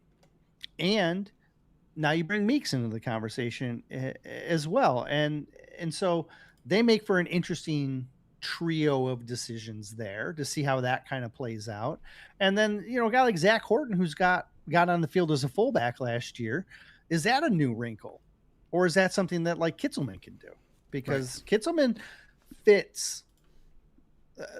He 2 years at Alabama, 2 years at Tennessee, lots of inline play. He fits what they're looking for in kind of a back end tight end, where he can play in line, he can split out, decent hands, limited range down the field, but you don't really need that as a tight end 3 or a tight end 4. And if Conklin can't keep up the speed, I think he could get threatened by a guy like Kitselman or Meeks. And there's also a part of me, Jeremy, that wonders, again, you never want to see your team be overly reactionary to what happened the season before, but the Lions were pretty decimated at tight end at one point in time, and they were pretty much just trying to find guys off the street. How much do you think that could even play into final roster construction, when they're trying to kind of cut down, is do we need extra bodies at this position group? Yeah, I mean, it'll certainly play at least a little bit of a factor. Part of that, though, is also you extend it beyond the 53, right? You're talking about your practice squad as well. So maybe you keep 2 extra guys on your 69-man roster, because, I don't know, are you all that concerned about losing Zach Horton if you put him on waivers, or Thomas Gordon? Probably not, right? But if you bring those guys back on their practice squad, it kind of has the same thing where you're covered now in case of injury. I don't think they would ever go beyond 4, but like that certainly could be a reason to keep a 4th, is just to feel a little bit better about your game day depth. Make sure, if you are encouraged by Miles Kitselman and what he does in training camp, you don't want to subject that to waivers. Sure. I think you can justify it there. Also kind of depends on Tyler, right? If Tyler Conklin is on PUP to start the season, well, you obviously got to have at least one other guy on your list here. I'm glad. Or if he doesn't revert back to form, right? Sure. Like he had a hard year last year in I said San Diego, but with the Chargers. Man, like having bad flashbacks there. But like if he doesn't revert to form, he's No doubt is vulnerable. And I think we all agree his consistency over his career probably gives him the advantage of being that makes him the favorite for the tight end 3 spot. But Kitselman is a guy who has some potential. I mean, look, he was undrafted. So, I mean, that kind of that tells you what the league kind of thinks he can do, but there's talent there. And if he can take advantage, can he Brock Wright his way onto the roster, who's maybe the best UDFA this organization has seen, right? Yeah. So it's not unheard of for him to come in. Last thing I want to say, and I'll turn it back to you guys, is I think there's 9 spots here. All right, max between receiver and tight end. There's 9. If you're going to go with 4 tight ends, you got to go with 5 receivers, right? There may only be 8, but max, in my opinion, that is 9. You're not going to go any higher than that. Yeah, it's kind of interesting to do the arithmetic and wonder, like, well, is Meeks then worth carrying because you save a spot? Because he can back up both, but that's kind of putting the cart before the horse, because he has to actually go out there and show that he can be a tight end and be a receiver. 2 things which we haven't seen yet. I'm not saying he's not capable of it, but he had what a relatively good. He had a good preseason preseason. last year. As a receiver, but before we can be like, oh, Jackson Meeks is our tight end 3. Let's go see him actually take some reps there.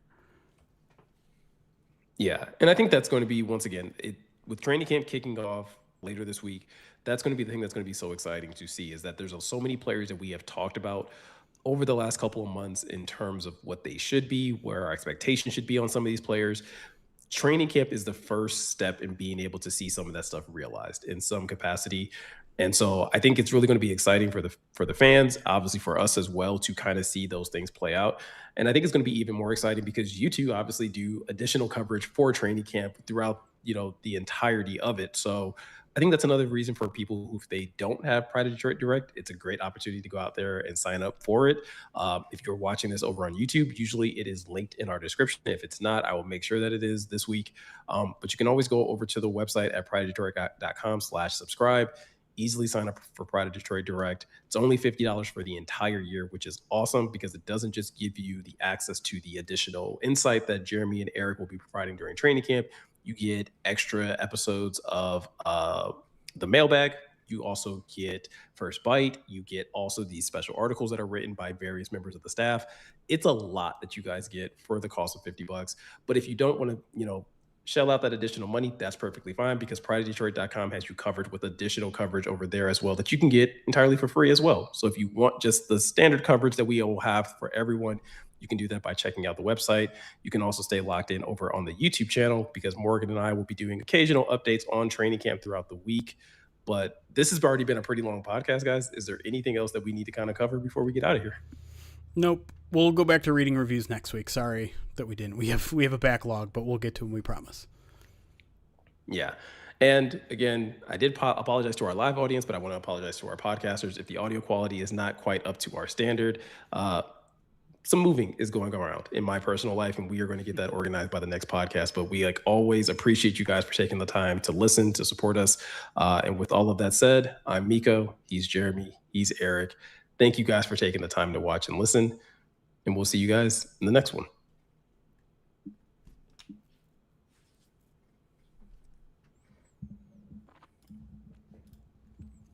All right. We won't stay for long here because it's already pushing 9:30 here almost. If you had one choice that the NFL would grant, would you rather change a rule or expand the roster? Expand the roster. I know what you're going to say. You want to get rid of defensive pass interference. I don't want to get I want to get rid of the spot foul. Oh yeah. And that's right. honestly, That's what I it is. think automatic first down may finally like be surpassing that. Get rid of automatic first downs in every single case. Ooh. I'm with you on the spot foul because that just seems like too big of a bailout for the offense. Yeah. 3rd and 2, defensive holding, 5 yards. 3rd and 2 again. No automatic first down. That's not Eric, do you know what the word automatic means? That is a manual first down. I'm just saying, there's nothing that pisses me off more than like a check down on a 3rd and 15, and there was a defensive holding that was ticky-tack way away from the play, and they get a first down on that. Dude, Oh. what are the... You're purposely just trying to ruin the whole Packers offense, man. Yeah. I don't know. Yeah. YOLO! Someone's got to try.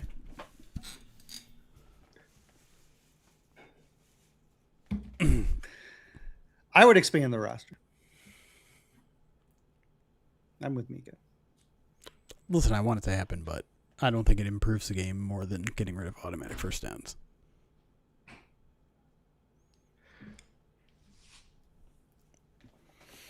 Yeah. God, I want to be on the competition committee so bad. I just want to be in the room, like just to hear like the counter arguments for like for when someone's like, "Hey, we should get rid of this thing that seems really stupid." Like, what is The counter argument is, this is the way it's always been done. We don't want to listen. ruin the integrity of the game. I've had this argument enough online that I know exactly what everyone's going to say. Oh, well, if you get rid of automatic first downs, and everyone's just going to hold on 3rd and 20s. So what? Yeah, well, great. Yeah, then it'll be 3rd and 15. Then it'll be 3rd and 10. Then it'll be 3rd and 5, and then you can't hold anymore. Great. No automatic first down, though. Yeah. Even on 3rd and 5. 3rd and inches? Honestly, that probably should be like if it's 3rd and 5 already, instead of an automatic first, it's just like 3rd and inches. Yep. You guys aren't even saying things you believe anymore. You're just trying to annoy me. And I hate that Honestly, it's working. No, like that would honestly just make me laugh a little bit. It would just like it would make me like at home I would giggle if it was just like, oh, it's 35, 5-yard penalty, 3rd and inches. Like, oh, so it wasn't really 35. My favorite thing that the NFL wasted its entire time with last year was the virtual reviews now for first downs that are not actually virtual reviews. They're just like, oh, instead of bringing the chains in, we turned it into an animation. Cool. Yeah. How many times did they do that animation? Like twice? and it always took way honestly. longer than you felt it should. Oh my gosh. People were all excited, like, oh, finally, this chains thing is outdated. They're going to finally get spots right. And it's like, no, oh no, the spot isn't changing. We're just, here's a cartoon. Cool. People like cartoons, man. I think they want it to be soccer, right? They want it to be I guess. the offside. VAR. No, well, the VAR is the review, right? Yeah. But they want that offside technology where you can look down the line and you can see was the guy's fingernail over the line and therefore he's offsides type of thing. You know what I mean? But you're not getting any of that. Like, that's not what's happening. Like that. No, that's I agree. Actually I'm reviewing saying what that's- happened. I'm saying that's what they Yeah. want. Well, that's what they were trying to accomplish. Yeah. Ugh. I just want to be there and steamroll everyone and be like, nope, sorry. We're doing the new onside thing where you have to convert a 4th and 17 instead of actual onside kicks. We're getting rid of automatic first downs. We're not doing spot fouls anymore. Dude, I'd take the 4th and 17. Then you know what I do? pass interference. No, Throw the ball, get pass interference. No automatic first down. No, did you just automatic not, first down? Yeah, you got to hear everything that happens. That's what I do. And listen, I don't want an onside kick. I want to take fourth and you can make it whatever you want. 4th and 40. I'm just going to YOLO that ball and get defensive holding. How can I get rid of this person? I'm just going to put this little screen over your face. That's what I'm going to do. There. Perfect. I think the only other rule that I would want to change, and someone said it over on YouTube, but the fumbling the ball out of the end zone. Oh, no, yeah. I don't like that rule either. I love it. I don't care. I understand everyone's complaint about it, but it's so mean, but like be responsible. That's the bottom line, right? I just like the idea of the stakes being so high near the goal line. Like, yeah, sorry, this is a really important side of the part of the field. Don't mess it up. Stakes are extremely high. But does it make logical sense? No, of course it doesn't. It doesn't. That's the only reason that's the reason I hate it so much. It does not make sense. If that wasn't a penalty, these guys would be diving with the ball every time, wouldn't they? Right? Right, but why is that a bad thing? Safety? Like maybe you're making yourself more vulnerable to getting hit? I don't think it's a safety thing. I think it's you should score the right way. You know what I mean? Like you should not just get the nose of the ball to the line, which is really the goal. The league, all the people making these decisions are like, 70, 80-year-old white billionaires. You know what I mean? Like, honestly, like they're the one voting on the rules. That's right. Right. Not making the rules. No. You have a collection of coaches and stuff like that. That present the rules. But the ones who determine if it happens are a bunch of people who are more worried about their bottom line than the game. Yeah. They're all scared of change too. Like so much. I don't want to change the rule. Right. I mean, they'll do these half measures like they did with the new kickoff, right? Where it's just like, okay, but let's make the touchback all the way to 35. Oh no, we don't want too many new kickoffs. Whoa. That was a little aggressive. No, well, I was so annoyed when they did that the first year because like they had the original rules right and they were so scared of it that at the very last minute they made an amendment and they moved the touchback up. And what happened? We just got a season of touchbacks. You ruined an entire season of special teams. And yeah, I'm getting worked up about that. You wasted an entire rule book devoted to a page that became irrelevant by the end of the season because you became cowards at the very last minute. You made Jeremy care about special teams. No, I didn't. No one cared about special teams by the end of the season because they're cowards. They made it worse. And then they finally got it right last year. And listen, like I've been on record several times saying I think they made the right move with the kickoff. It's safer. It still has some of the allure of the excitement of the original kickoff. I think we've only scratched the surface of like teams getting creative with the way they both defend and run a kickoff. But it took them 2 years of putzing around to do it. Now fix the onside kick. No, they're the ones. Yeah, they're the ones. Old people shaking their fists. No, I don't want change. I'm trying kicks. I'm telling you, man. If they put a rule in that says like 4th and 20, complete a 4th and 20 to get the onside. I'm running a pick where they have to grab me every time. Get that flag every time I'm trying to get the defense full. Right. I'm onside kicking every time I score too, by the way.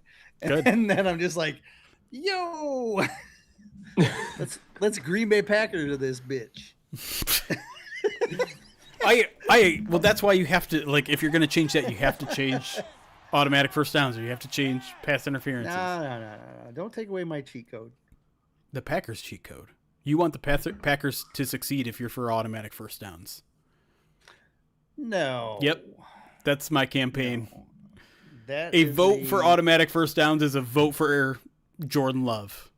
I tell you, well, you should say the Packers, but Why? yeah, Jordan I Love mean, is the one throwing up the prayer balls. yeah, but the coward's the one who calls them. Calls the play. But I think if you took that to the league, you might get some backing if you sold it that way. A vote for automatic first down is a vote for the Packers. Yeah. I was gonna say, who's enemy number one right now in the NFL? Mahomes. Everyone's worried about. They still have to worry about Mahomes, right? Too many quarterback protected rules. There were 6 kick return touchdowns last year, I should say. Ooh. To the person that asked. Most exciting play in football. Do you remember when they used to say that? Mm-hmm. Wasn't that long ago. They also used to have a jacked up segment on ESPN too. Can't do that anymore. Yeah, what is it now? Good play. I don't watch ESPN.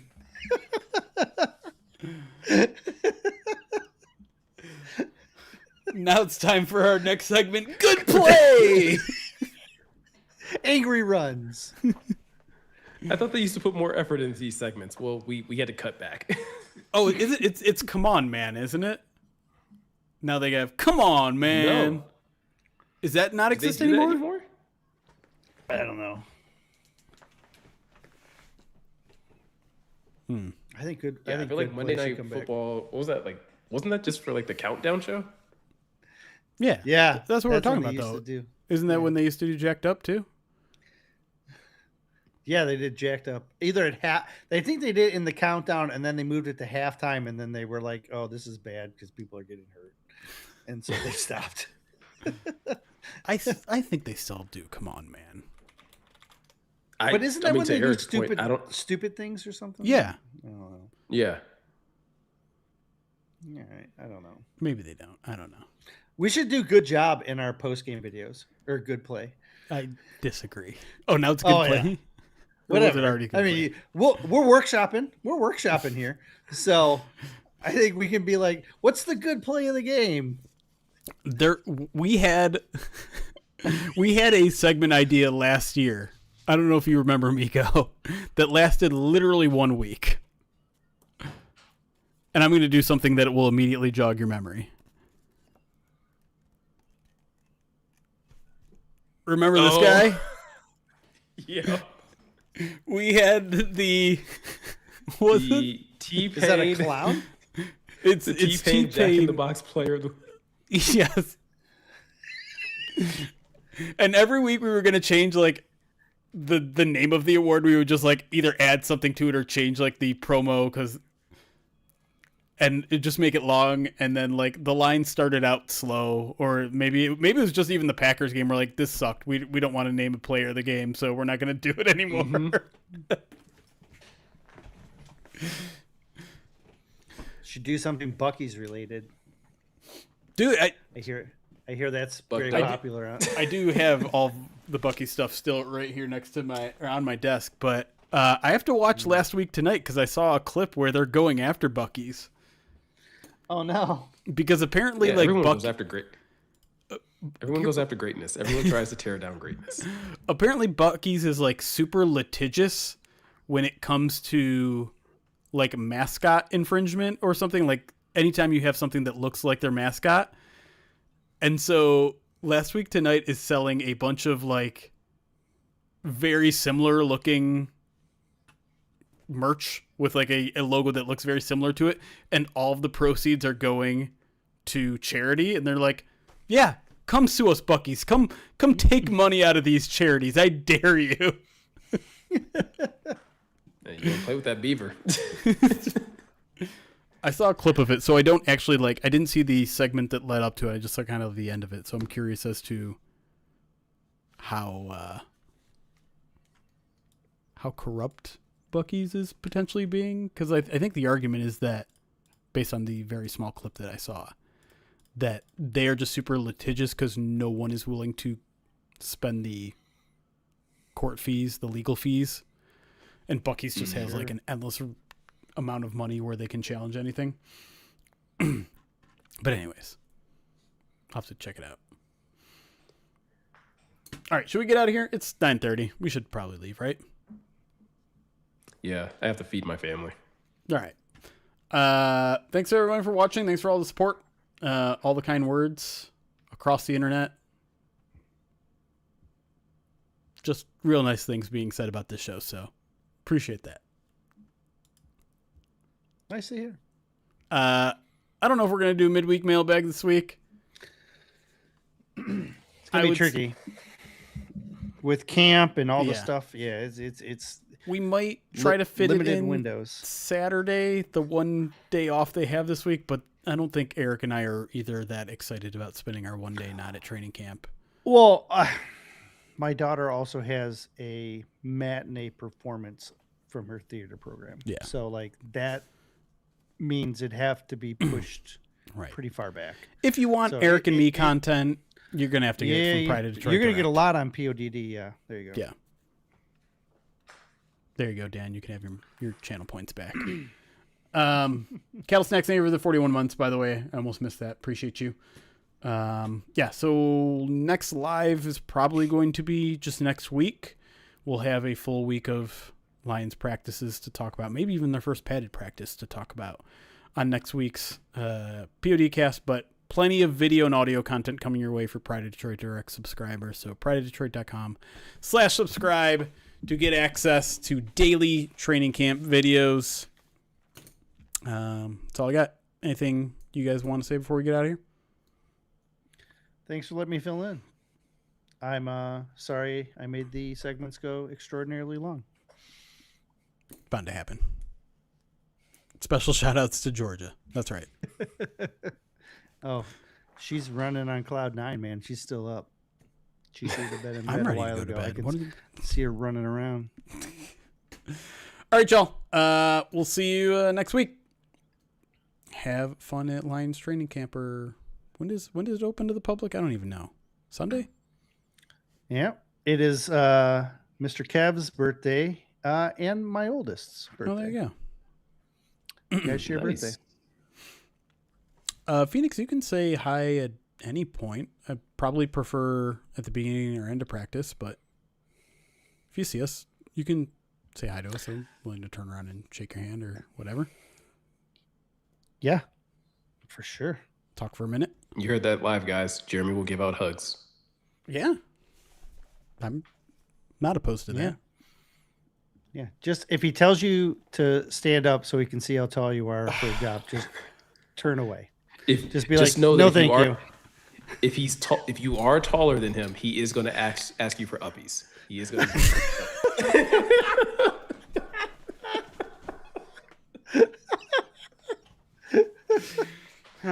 All right. Guys, we'll see you Pride of Detroit Direct subscribers on Wednesday. I have no other